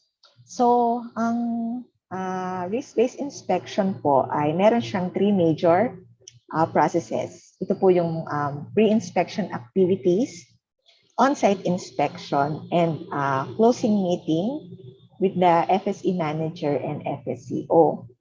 So, mag-start po tayo sa mga pre-inspection activities. So, ang first step po sa pre-inspection is yung announcing of inspection. So, ito po yung guide. If i-announce mo or hindi yung gagawin pong inspection. So, lahat ng inspection dapat po ay may mission order from the LGU. And if mag-announce po, it should be done 24 hours prior to the activity. So, kagaya na po ng nabanggit ni Irene kanina, hindi ibig sabihin na announcing inspection is doon lang magpe-prepare yung food service establishment. Ang tool natin is naka-design siya na hanapin yung existing practices, yung documentation, mga records like yung mga monitoring sheets, at ma-check yung compliance nila sa mga food safety standards na nakapaloob po doon sa ating criteria. So, for the initial inspection, it will be announced kasi ito po yung first time na may inspect yung isang establishment. Kaya dapat nandun po ang manager, yung owner, and yung FSCO. Kasi at the end of the inspection, nandun po yung kailangan nating ma-accomplish yung part ng action plan doon sa FIC, kung saan mag-agree po ang both parties kung ano yung gagawin nila to address po yung mga non-violation, yung mga violations po, rather. So, after ng closing meeting, yun nga po, magkakaroon sila ng agreement. And for those food business na hindi nakakuha ng minimum score, pero they wanted po na magkaroon sila ng star rating, pwede po yon, magre-request sila ng re-inspection. And then, after their inspection, so i-check po ulit yung mga criteria, babalikan yung mga napag-agreehan doon sa action plan, and then ma-add up po yung mga scores doon sa initial inspection, and then magkakaroon na sila ng final grade. So, for the re-inspection, hindi po announce yung inspection kasi meron doon po, kung matatandaan niyo sa action plan, meron po doon na naka-indicate na agreed target date of completion. So si FSE, expect niya na anytime of before ng deadline na yon is maaari siyang pumunta. So for the complaint inspection, hindi po ito announced kasi ito ay formal or official complaint na ipa-file po sa LGU if may nakita po yung customer na maling practice, or for example, naka-experience sila, isang group of people sila at naka-experience sila ng pagkakasakit after ng pagkain nila dun sa isang establishment na yun. So, hindi po announce yung complaint inspection. In terms po of the routine inspection, ito po yung kung annually ba, semi-annually, or quarterly. Ito po ay announced. So, yung basis po ng routine inspection is meron tayong mga factors na pwedeng i-consider. para matulungan tayo makapag-decide kung annually ba i-check, i-inspect tong kainan na to, semi-annual ba. So, ito po ay dependent sa resources po ng inyong LGU. So, ito lang po ay mga recommendations para ma-determine natin yung frequency of inspection. Pwede pong tingnan itong mga factors na to for increasing yung inspection frequency. First is yung type of food and intended uses, food preparation and processing. So, kapag ang isang establishment po is, kumbaga parang minimal yung kanilang menu offering, tapos hindi naman sila, yung procedure po ay hindi naman masyadong complex. Halimbawa, i-assemble lang doon sa establishment, tapos isa-serve na. For example, ipe-prepare lang and then cooking and then isa-serve na din. Pwede po yun na medyo less yung frequency noon kapag ganong klase ng food preparation lang yung involved. Pero yung isang establishment na madaming proseso, halimbawa, may preparation, may cooking, after lutuin, may cooling, may reheating pa, tapos may holding period pa, tsaka palang makakarating sa isang customer. Yun po yun, mas complex yung kanilang type of menu, and yun recommend natin na mas madalas silang i-inspect. So, pwede ding i-check kung yung equipment and facility ba is present dun sa establishment para ma-deliver or ma-serve yung menu na ino-offer nila, at ma-ensure na safe yung pagkain na yun. Yung management and employee food safety knowledge, kung from the inspection na gauge po ninyo or nalaman ninyo na mababa yung kanilang kaalaman sa food safety, maaaring mas madalas po recommended na babalikan for inspection itong mga ito. Kapag ka din meron silang existing food safety management program, pwedeng less ang frequency kapag meron ng protocol in place. If yung food service establishment na to ay nagpa-follow ng mga regulatory laws, for example, updated ang kanilang mga business permit, sanitary permit, ayan, pwedeng bisitahin sila once a year, depende po. Yung pwede ding tignan yung volume ng pagkain. Mas maraming kinikater na customers, mas madalas or mas frequent siya dapat i-check. And then kung ang target consumers ay member ng high-risk population, sila po yung recommended na mas frequent i-check. So sino po ba tong high-risk group or yung mga tinatawag natin na vulnerable groups ng population? Ito yung mga bata under 5 years old, mga pregnant women, mga immunocompromised, and elderly. Yan. Tapos lalo na po yung mga patient sa hospital. Yon. Sila po ay member ng high-risk group. So, kung sila po ay kinikater ng isang establishment na to, possible na mas madalas po silang i-check or i-inspect. Meron pa pong other factors to consider. Kung makikita niyo po sa inyong screen, ito po yung type of food service establishment. Based po sa type, so kung makikita niyo po dyan, ang risk category maaari nating i-equate sa frequency of inspection. For example, risk category number 1, food stall, makaklasify po natin siya sa category number 1. So, kung makikita natin yung type of food na sinaserve nila, pre-packaged, ready to eat, and non-PHF, ibig sabihin po nito potentially hazardous food. Ang potentially hazardous foods, ito po yung mga pagkain na kailangang bantayan yung temperature kasi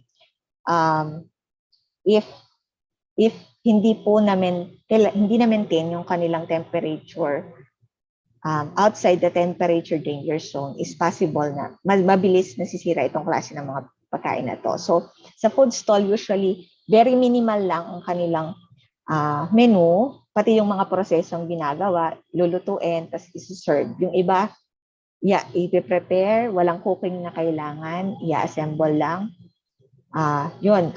Pwede silang maklasify as risk category number 1. For fast foods naman, meron naman silang limited na menu. So, syempre, pre-prep na tong mga to. Tapos, ang ginagawa na lang sa store is niluluto siya, na-assemble, and then serve immediately. Pwede po silang under sila ng risk category number 2. For risk category number 3, ito yung mga buffet, karinderya, casual dining, catering, and canteen. So ito yung nabanggit ko kanina na merong extensive menu at madaming processes na involved sa pagpe-prepare ng pagkain. Risk category number 4, ito yung hospital food service, canteen, sa schools and dun sa at-risk groups. For example, merong institution for elderly people. Ayan, mas frequent yung kanilang inspection. Para din ito dun sa mga kainan na nag-offer ng products na may specialized processes like smoking and curing na ino-offer doon sa food service establishment na yan mismo. Yan. So, ito po yung ilan. Kung makikita nyo din po dito sa slide na to, pwede din yung basehan ng application. So, kapag first time niyang magpapa-inspect, pero nakita natin na kailangan siyang ma-monitor kasi marami siyang mga violation. Ika-categorize natin siya sa category number 2. Newly permitted food service establishment na nasa category number 1 but should be monitored. For this category number 3 naman, ito yung mga nagfo-fall sa category number 2 pero kailangan pa rin ma-monitor. So, ang classification niya is dun sa category number 3 and parang 3 times a year i-inspect. In terms of kung present naman po itong food safety management program dun sa food service establishment, kapag nakita natin na nagpo-fall itong establishment na to sa category number 2, for example, fast food, category number 2 siya, pero nakita natin na meron siyang active managerial control in place, meron po kaming nakita nito sa pilot testing, pwede na po siyang i-classify sa risk category number 1 na once lang yung inspection per year. So, ito yung mga factors na pwede nyo pong i-consider para ma-determine yung frequency of inspection. Kung gusto nyo pong makita yung more detailed factors po na pwedeng ma-consider sa pag-determine ng frequency of inspection, ito po ay naka-specify sa Annex B ng Operations Manual. So, na-acknowledge din po namin na yung frequency ng inspection is dependent din siya sa kakayanan po. I mean, sa human resources na present sa isang LGU and also sa resources. Ayan, so yun po yung mga considerations po. So, after ng announcement of inspection, ang next activity natin is the review of previous inspection. Kung nakikita po natin na in the near future, if these tools will be adopted, ang isang SI po ay maaari niyang tingnan yung resulta ng previous inspection kasi maaari nating by looking at the records, makikita natin kung ano bang score niya doon sa previous inspection, ano yung mga violations, ano yung mga action plans na parang napag-agreehan nila at yun ang maaaring balikan, and then yung mismong placard, star-rated placard mismo. yung mga makikita din natin from that records kung ano po yung mga repeated violations. Kung saan ito yung mga criteria na nahihirapan silang comply. From looking at the records, ang sanitary inspectors ay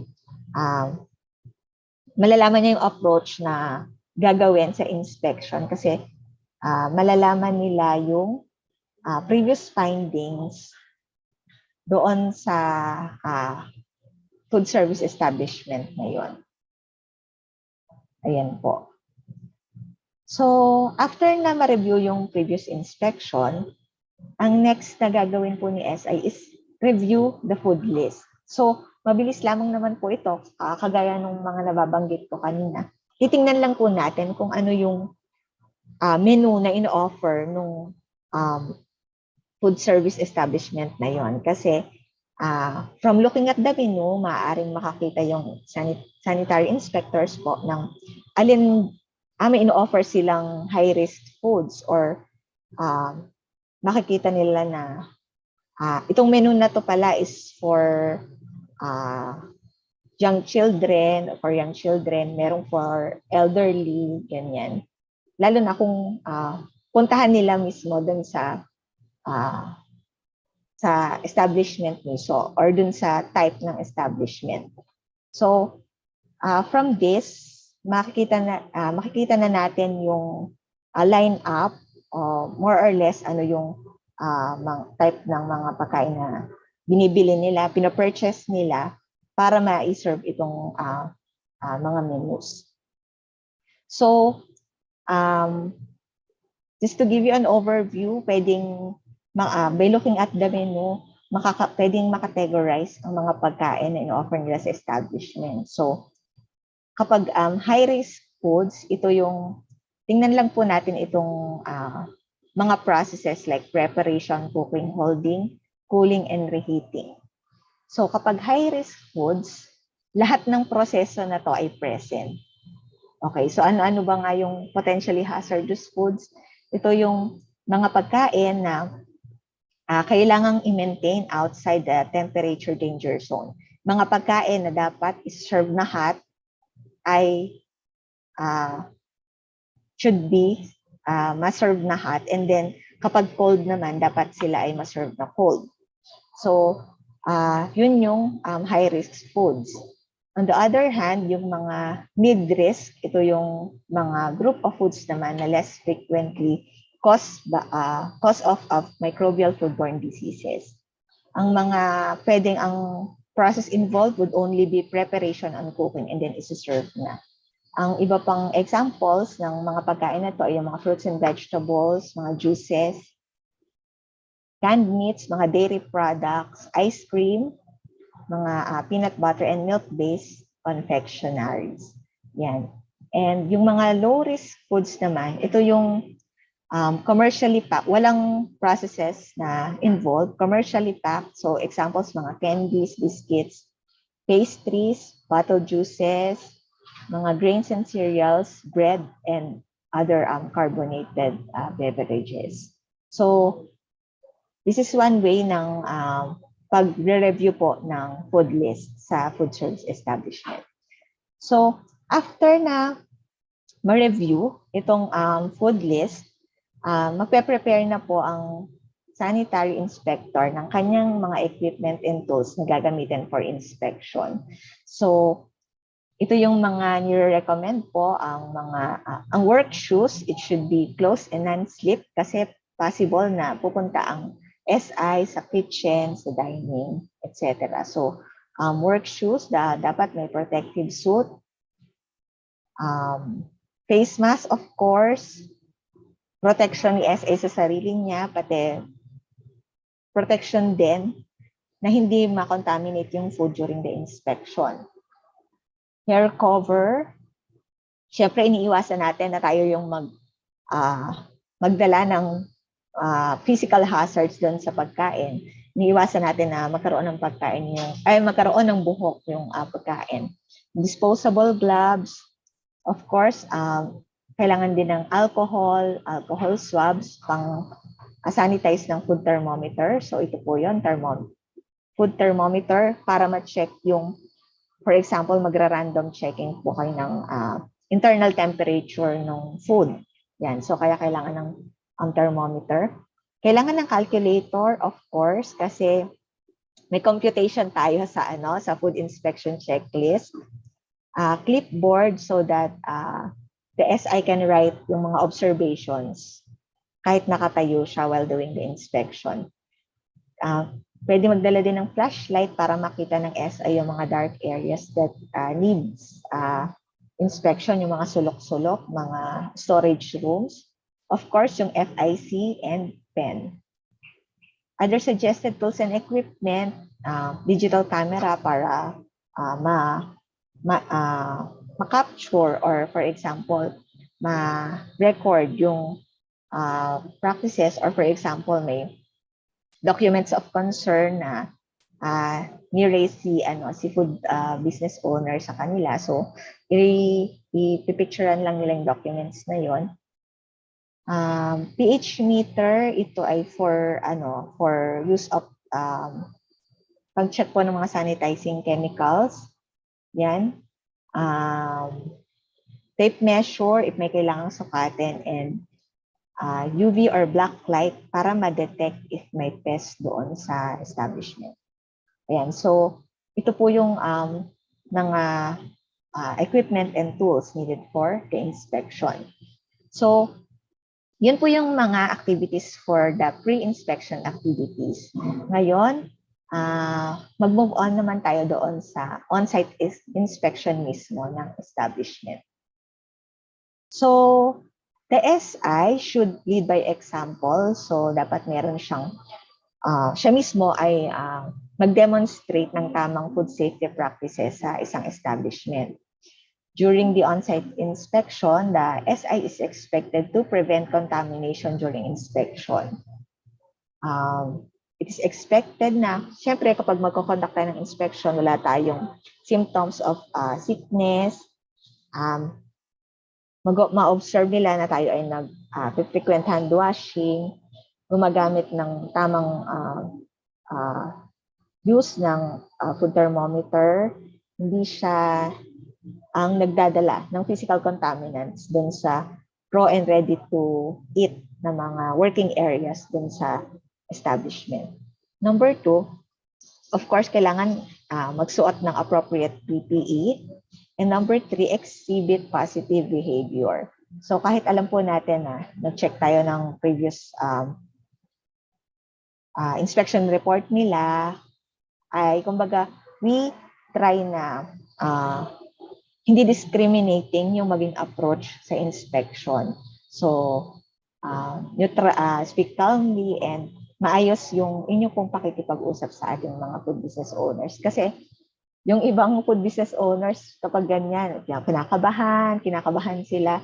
Tapos, yun parang ayaw nilang magpa-inspect.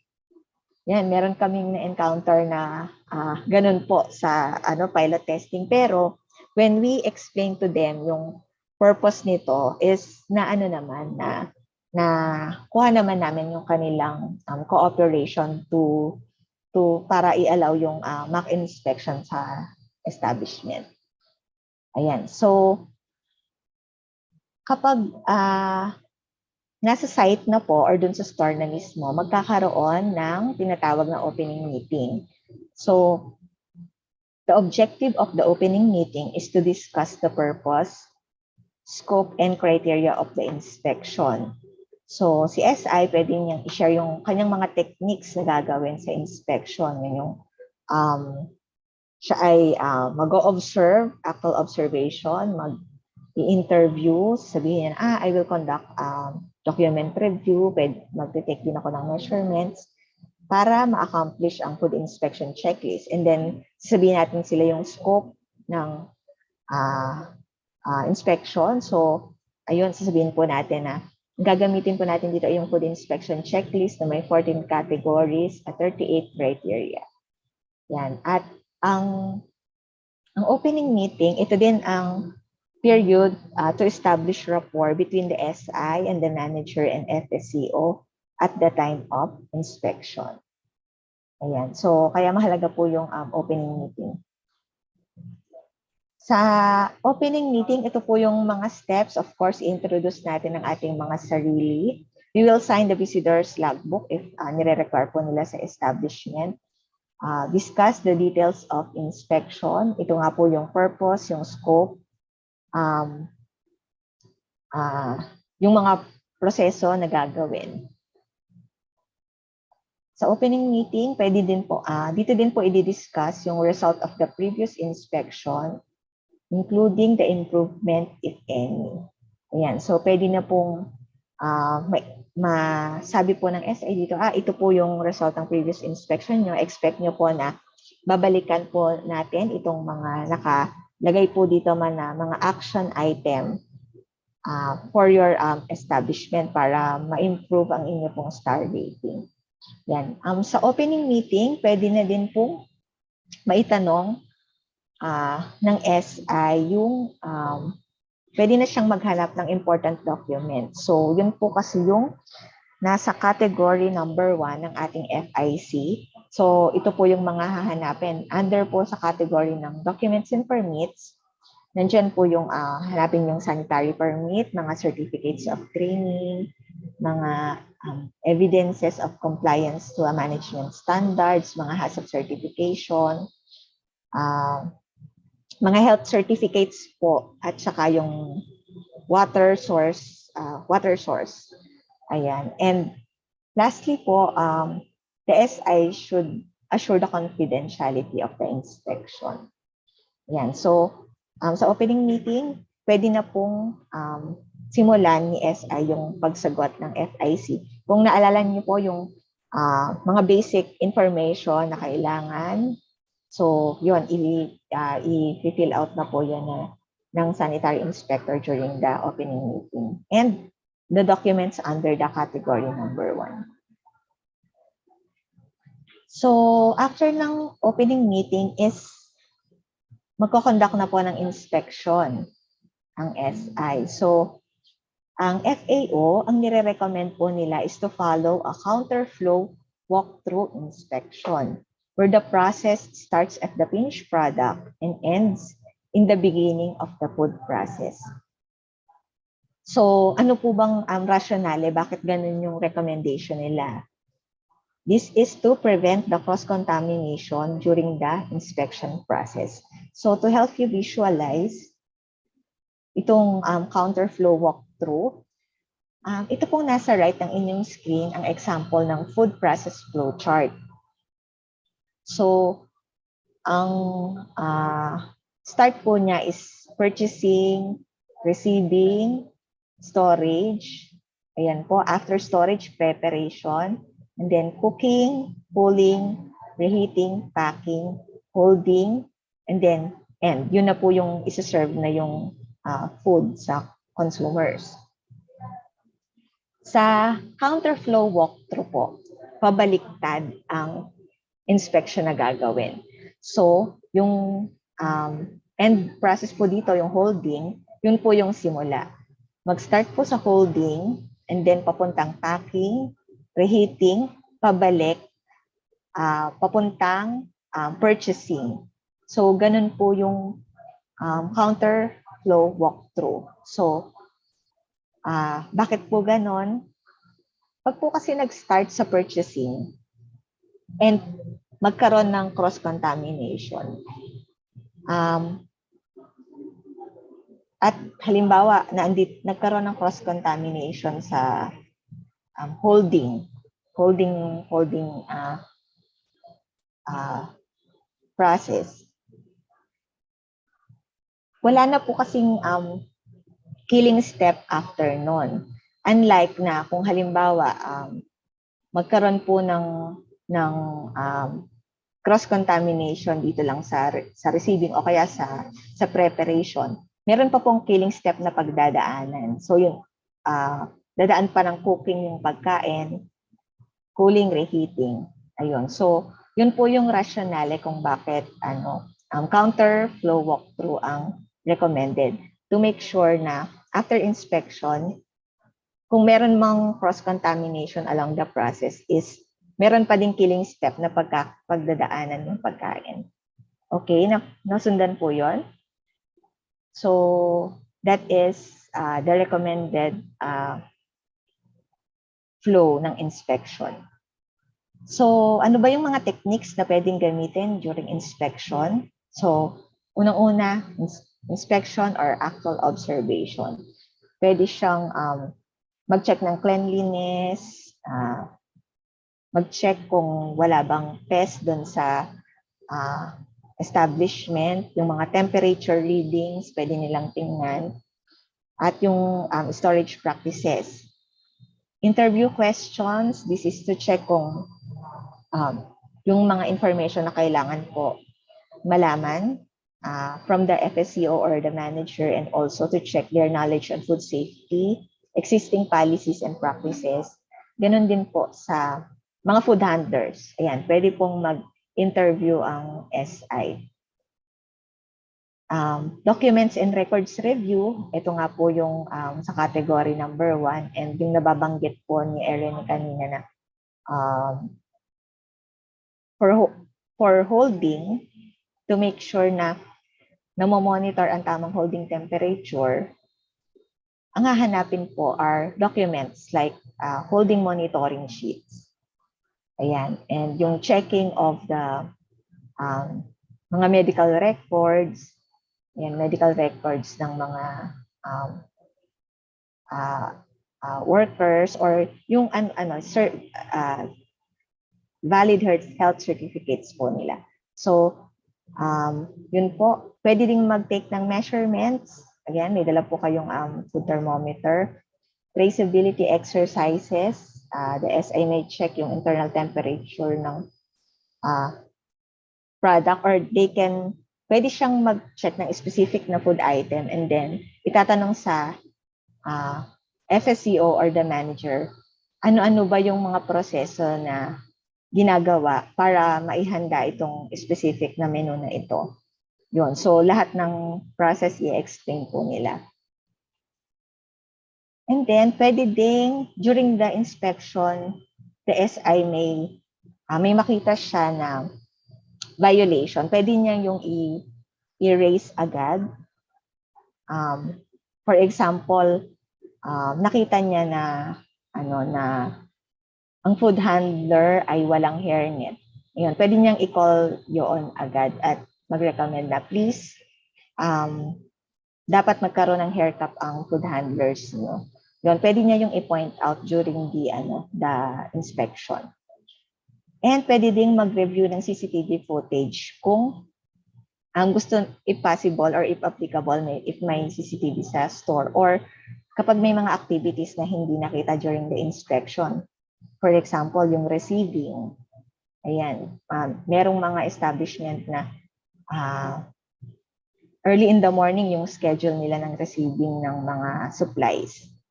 Ayan. So, for the conduct of inspection per criteria, meron tayong guide sa operations manual. Ayan. So, wag po kayong mag-alala. Ang atin pong operations manual, meron tayong Annex C. Ito yung risk-based inspection guideline summary. Ito yung meron siyang information about the associated hazards for each criteria, recommended strategy also for checking of sanitation inspector, at bukod doon, meron na ding recommended solutions.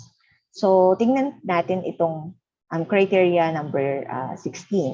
So, ang nakalagay dito are frozen ingredients stored properly. Ano ang recommended strategy for checking? So, the SI may ask or observe food handlers kung paano nila ginagawa yung thawing ng frozen ingredients. So, yung thawing, ito yung from freezer, papalambutin yung ating mga meats. Ayan. So, paano nila yon ginagawa? So, si food handler, i-explain niya. So, pwedeng alam niya yung process, tama yung mabigay niya na sagot. Just in case na hindi niya alam, the SI may recommend or i-advise po si FSCO to retrain the employees on towing procedures of frozen ingredients. Meron po tayong recommended procedure sa ating COS. So, ito po yung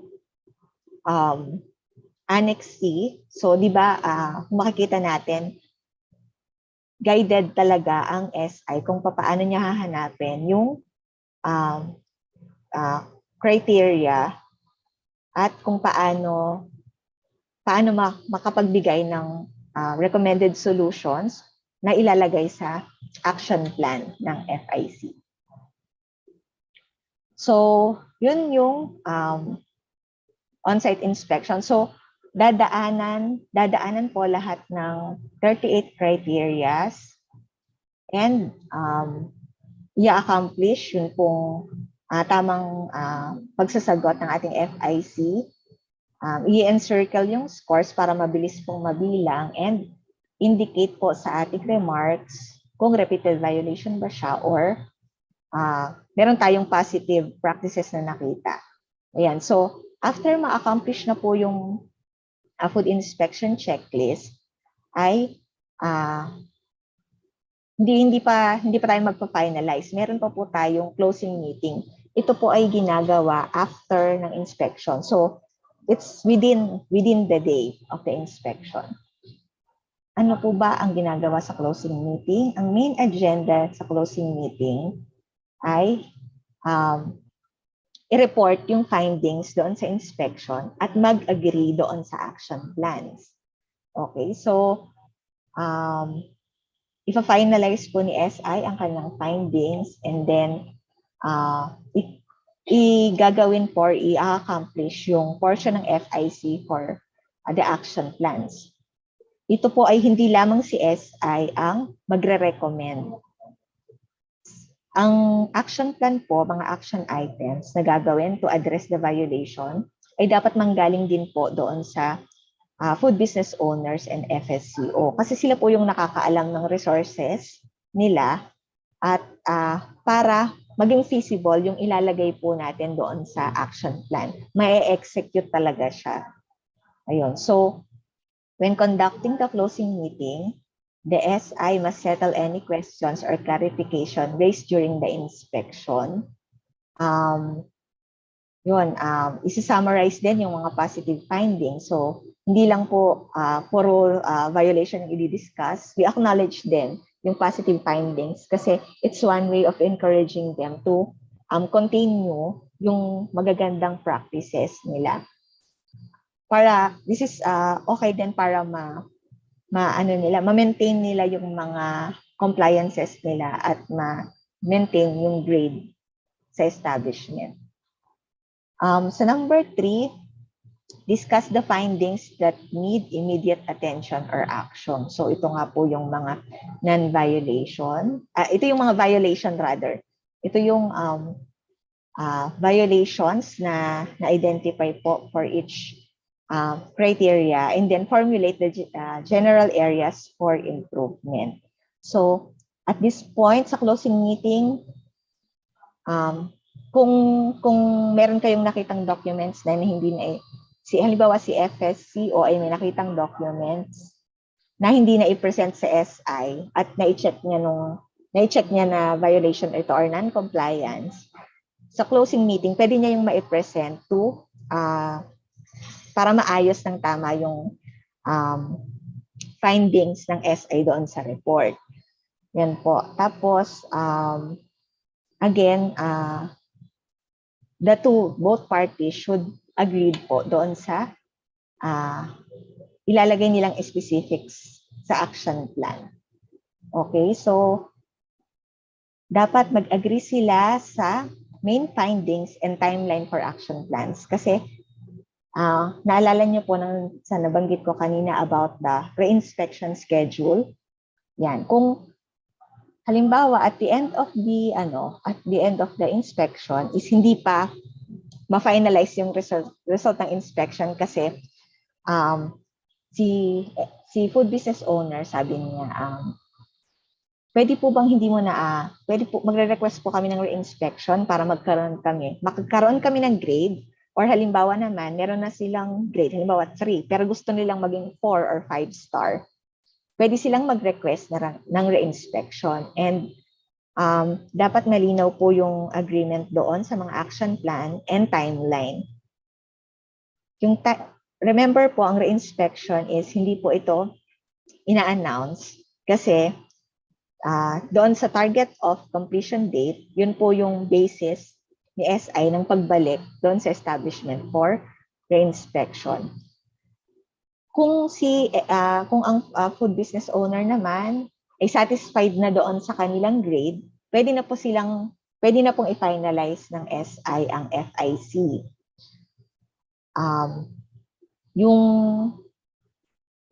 Kung ma-finalize na po yung FIC, ang SI po ay kailangang pirmahan ang FIC, and then ito po ay dapat maaprubahan ng kanilang supervisor. So, kung ma-finalize na po ang report, pwede pong i-allow ni SI ang mapicturean or ma-photocopy yung report para magkaroon ng kopya ang establishment. Okay, so ayun po. Ito yung action plan. So, for example, andito po yung criteria number, andito yung description of violation. Ito po yung nilagay ng SI doon sa remarks. So, ililipat lamang po siya dito. And then, the detailed action plan, kung ano po yung napag-agrihan ng SI and ng FSCO or manager to address the violation. Ilalagay din po doon ang corresponding points. Yan, so sa column na to, makikita niyo po ang points kung 8 or 4.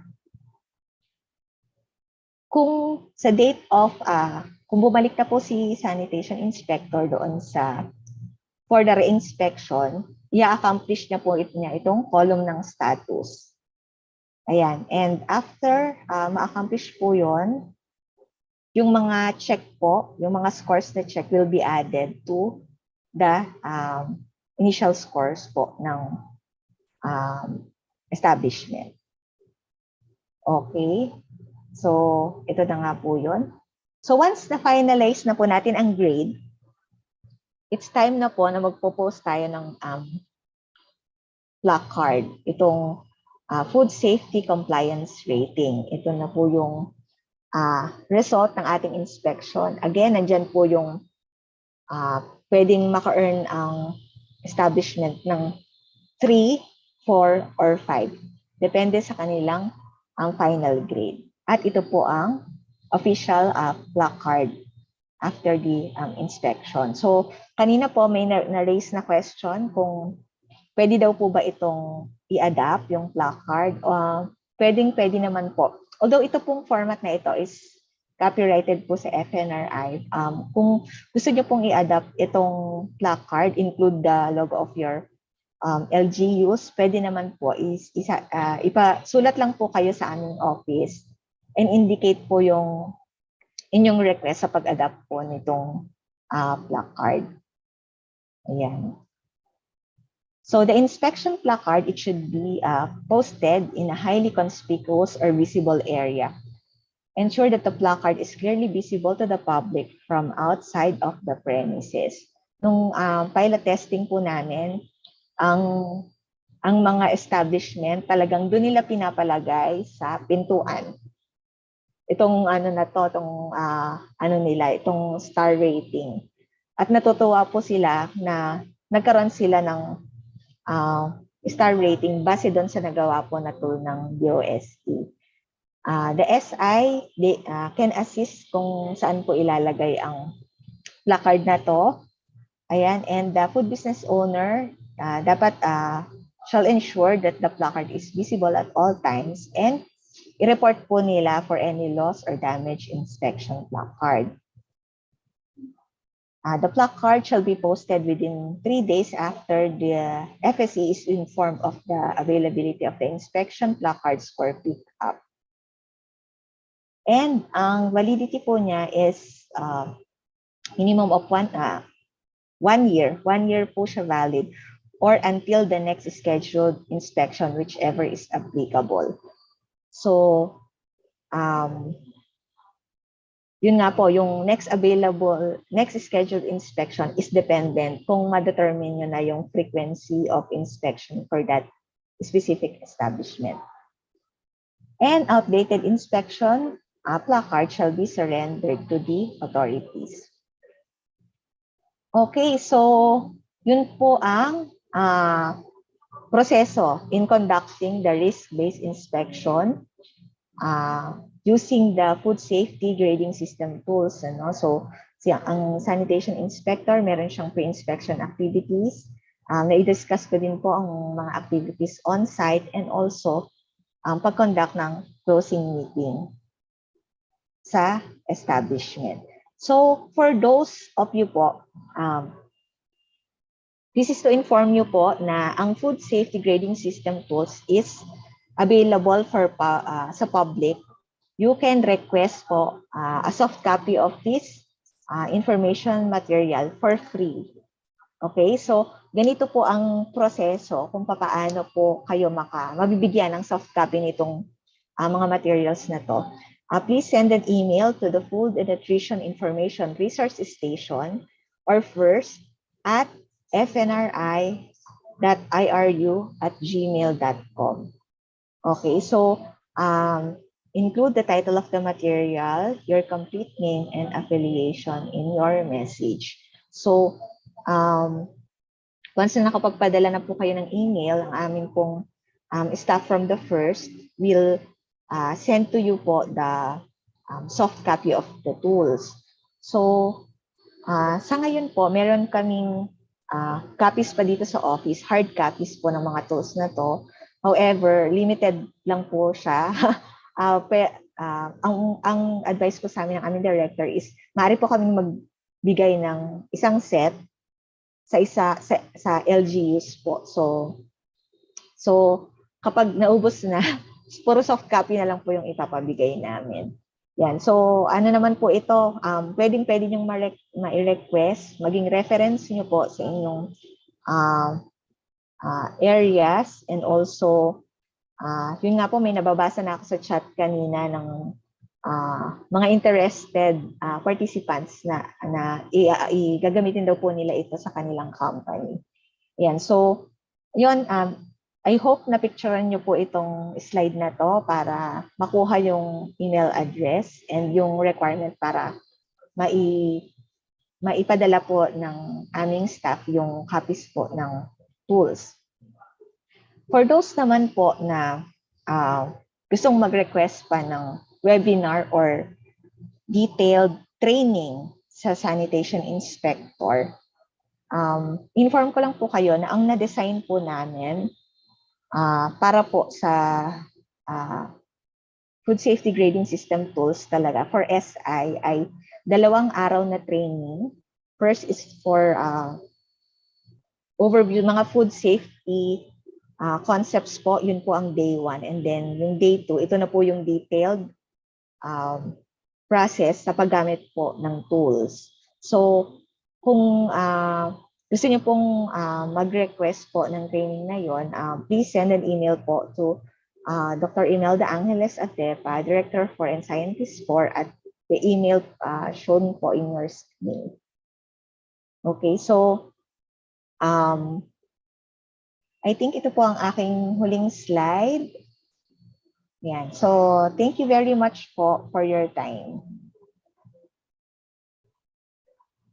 Mag-stop share na po.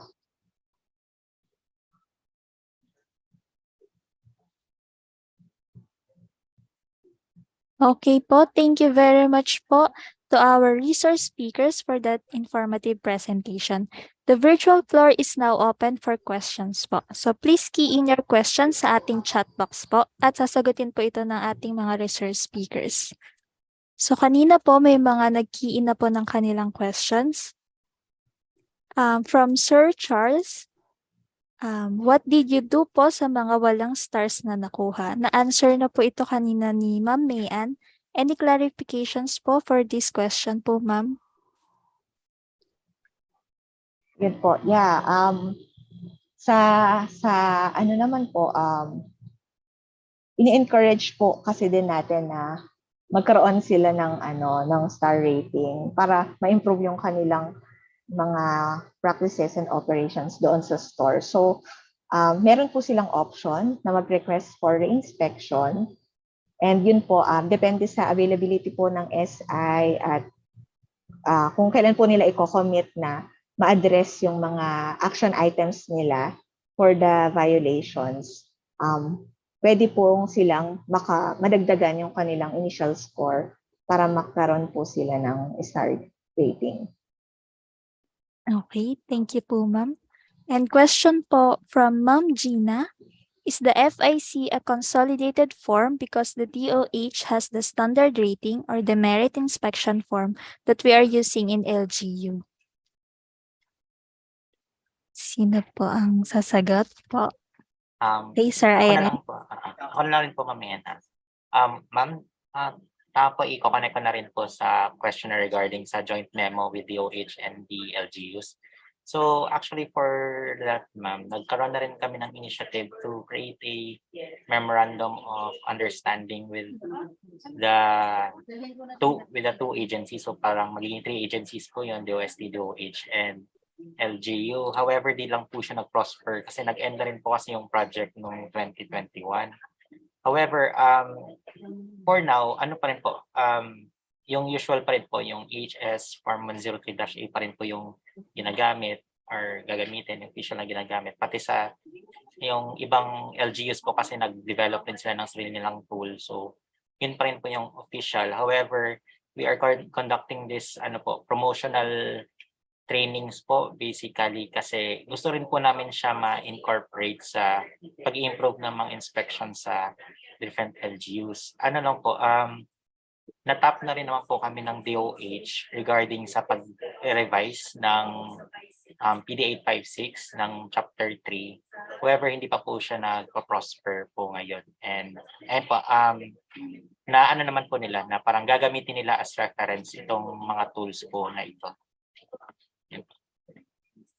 Okay, thank you po, Sir Irene. Next question po from Sir Carlo. Meron po bang actual training for SI? Yes po, yun nga po yung nabanggit ko kanina na yung pong na-design namin na training. Ito po yung isinagawa namin doon sa mga sanitation inspector na nag-participate po, mga sanitation inspectors po ito from Taguig, Cainta, and Tanay Rizal. So, meron po kaming na-design na 2-day training. Dahil nung kinonduct po kasi namin yung project is bawal pa din po yung face-to-face noon. So, via Zoom po yung training ng SI. And yun po, dinaanan. Ang pinaka-workshop po doon is yung dinaanan po isa-isa lahat ng criteria ng FIC. And then tinuruan, yun po yung tinuruan namin sila kung paano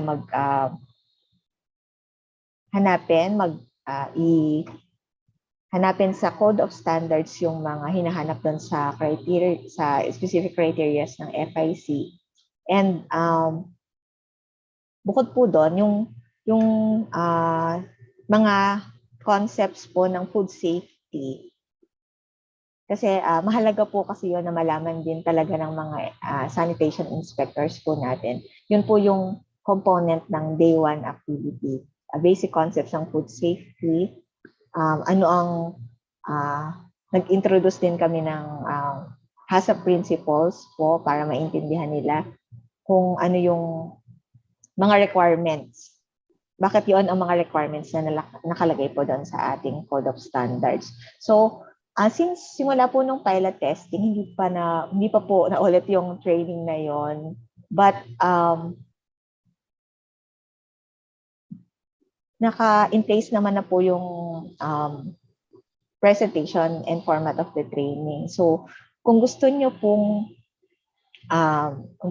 mag-request ng training na yon, specifically talaga yung detailed procedure kung paano gamitin ang grading system tools is sulat lang din po kayo sa aming director, and then i-coordinate din po namin ito sa training unit para mo-organize po. Thank you po. Thank you po, Ma'am Ming Ann. Another, Erin, may idadagdag ka ba? I guess, yun lang po.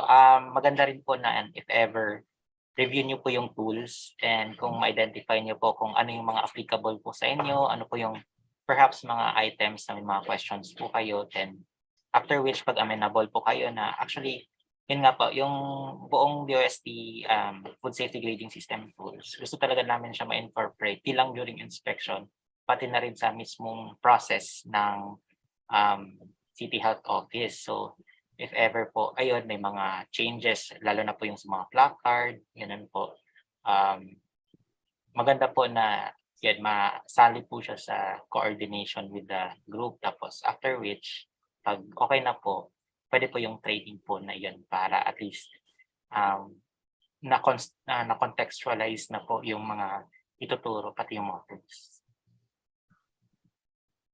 Yan, thank you po. okay, thank you po. Another question po.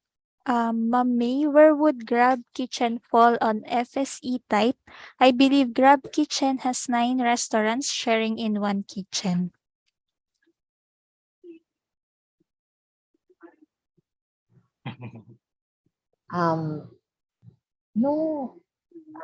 Kailangan ko pa pong study ang setting ng Grab Kitchen, kasi bago pa lang po siya, hindi po kasi siya na-cover nung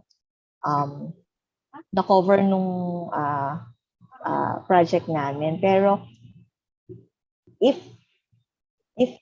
isang ibig sabihin po ba parang Miss Cristel, paulit nung description nung Ano po? nung Grab Kitchen. Okay po. Where would Grab Kitchen fall on FSE type? I believe Grab Kitchen has 9 restaurants sharing in one kitchen. Okay. So I think feasible naman po. Feasible siya.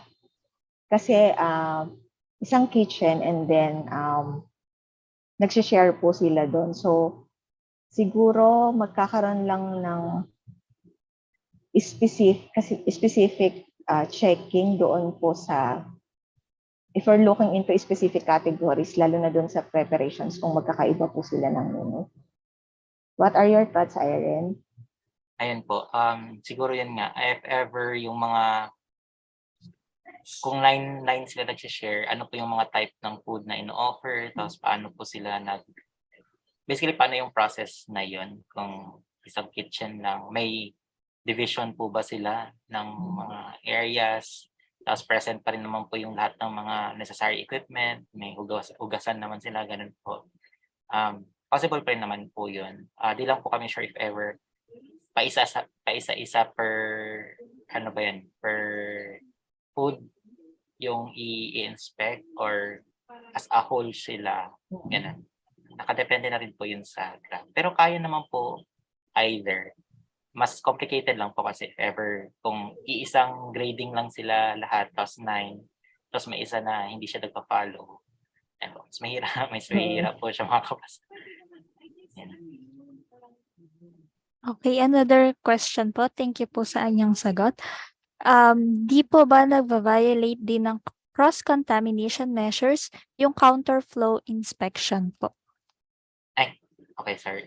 Na-answer ko na po to. And Okay. thank you po, Sir Ayan. Thank you po, Sir Benedict, sa question. Basically po, the idea is parang manggagaling po kayo sa pinakamalinis at pinaka-safe na part ng food flow papunta sa di ganun kalinis or di pa na-process ng mga pagkain. So basically, malinis ka hanggang sa ikaw ay nandun na sa maraming parts. If ever man po, parang increasing yung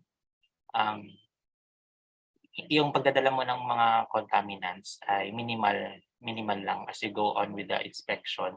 And if ever man na maka-introduce ka, na lagpasan mo na yung cooking na part ng food flow, which is pwede yun na kill step na rin naman yun sa any contamination.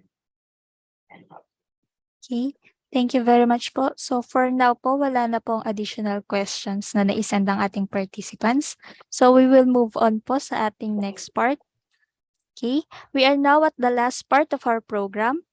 Let me call on our beloved and hardworking Director 4 and Scientist 4 of the DOST-FNRI, Dr. Imelda Angeles Sagdepa, for her closing remarks. Good morning po, Doc Mel.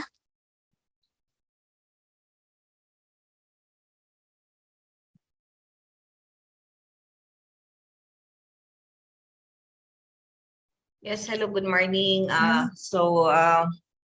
Sorry for this, no? Sige po. So magandang umaga po. It's actually still umaga, no? Because it's on the 11:40.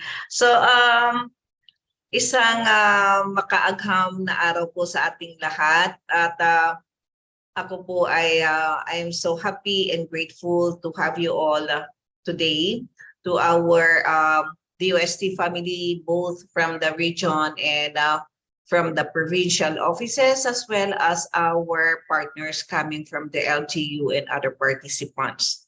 Now, I am humbled that we shared with you the DOST-FNRI developed a food safety grading system tool for sanitation inspectors and other health professionals. When I was actually with the Department of Health, this is actually one of the problems already, trying to look at how safe are the foods served in carinderias and other food stalls, no? So this is actually the second time to conduct an orientation on the use of the DOST-FNRI food safety, food grading system tools. Now, our first webinar was actually last November 2022 for sanitary inspectors of Puerto Princesa in Palawan. Now, I would like to extend my appreciation to all our participants as you took time from your busy schedules to attend this webinar, to our speakers for their excellent presentations, and the training unit for organizing this training orientation. Very active po yung unit namin po na ito. So we hope that through this orientation on the use of this DOST-FNRI grading system, food grading system, you can apply all the learnings to your respective work places, share the importance of this information with your family and friends, and adapt these tools in assessing food establishments in your area, especially for sanitary inspectors who are here with us today. Now, the DOST-FNRI is really committed to continually hold webinars to educate and equip professionals in our fight against malnutrition with the provision of our accurate data and correct information. You all know that the information that we release are actually grounded on science and evidence-based. We are also committed in updating our professionals with the appropriate tools to assure that the safety of our food being served in food establishments are really at their good state. This is only a kick-off start of the year for this 2023. So please regularly check our iTrain website for our training course offerings. We hope to see you again in our future webinars and be updated through our social media accounts. May I join you actually to visit and like and have a review on our messages at the social media accounts and help us spread the good news and stay safe. So once again, maraming salamat po sa ating lahat at have a good lunch over there. Thank you so much. Okay. Maraming salamat po, Doc Mel, for that inspiring closing message. So before we part ways, let us have a photo opportunity for a commemoration of today's program. So may I ask po also the participants to open their cameras para po sa ating photo op. Ayan po. Okay, so we have 4 panels po. Okay, so our first panel. So smile po tayo. Okay, 1, 2, 3. Okay. Okay po, para po sa ating second panel. Yan. So smile po. 1, 2, 3. Okay, so ang third at fourth panel po natin ay hindi po naka-open cam. Ayan po. So once again, thank you very much to the speakers and to all the participants for attending the orientation on the use of the DOST-FNRI's Food Safety Grading System Tool. I hope you all learned a lot from our webinar, and please do spread the good news to your colleagues and friends. Here are some guides on how to claim your certificates via iTrain po. Let me share my screen po again to guide you kung paano niyo po makaklaim ang inyong certificates po.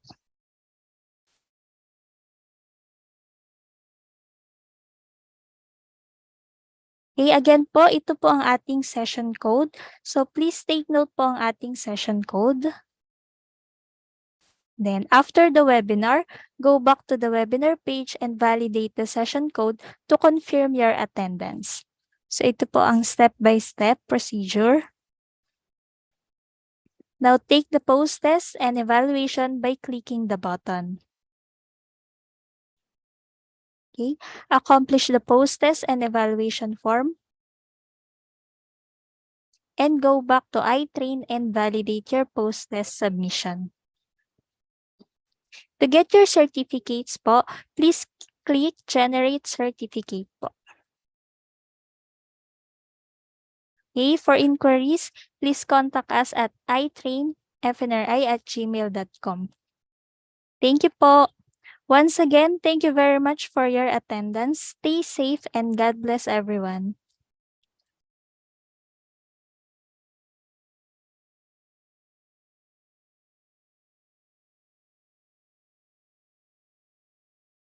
Thank you. Thank you po. Thank you. Thank you very much po. Thank you, Cristel, sa mga participants po natin. Ma'am Eden. Hello po. Kay Sir PJ, kay Ma'am Josie sa training unit. Thank you po sa inyong lahat. Thank you Thank you sa po. ating dalawang speakers. Sa susunod uli, Ma'am Sir Irene. Thank you, Ma'am Ann. Yes po. Sir po, thank you po. Thank you sa Thank you, Thank you Irene. po. Thank you po.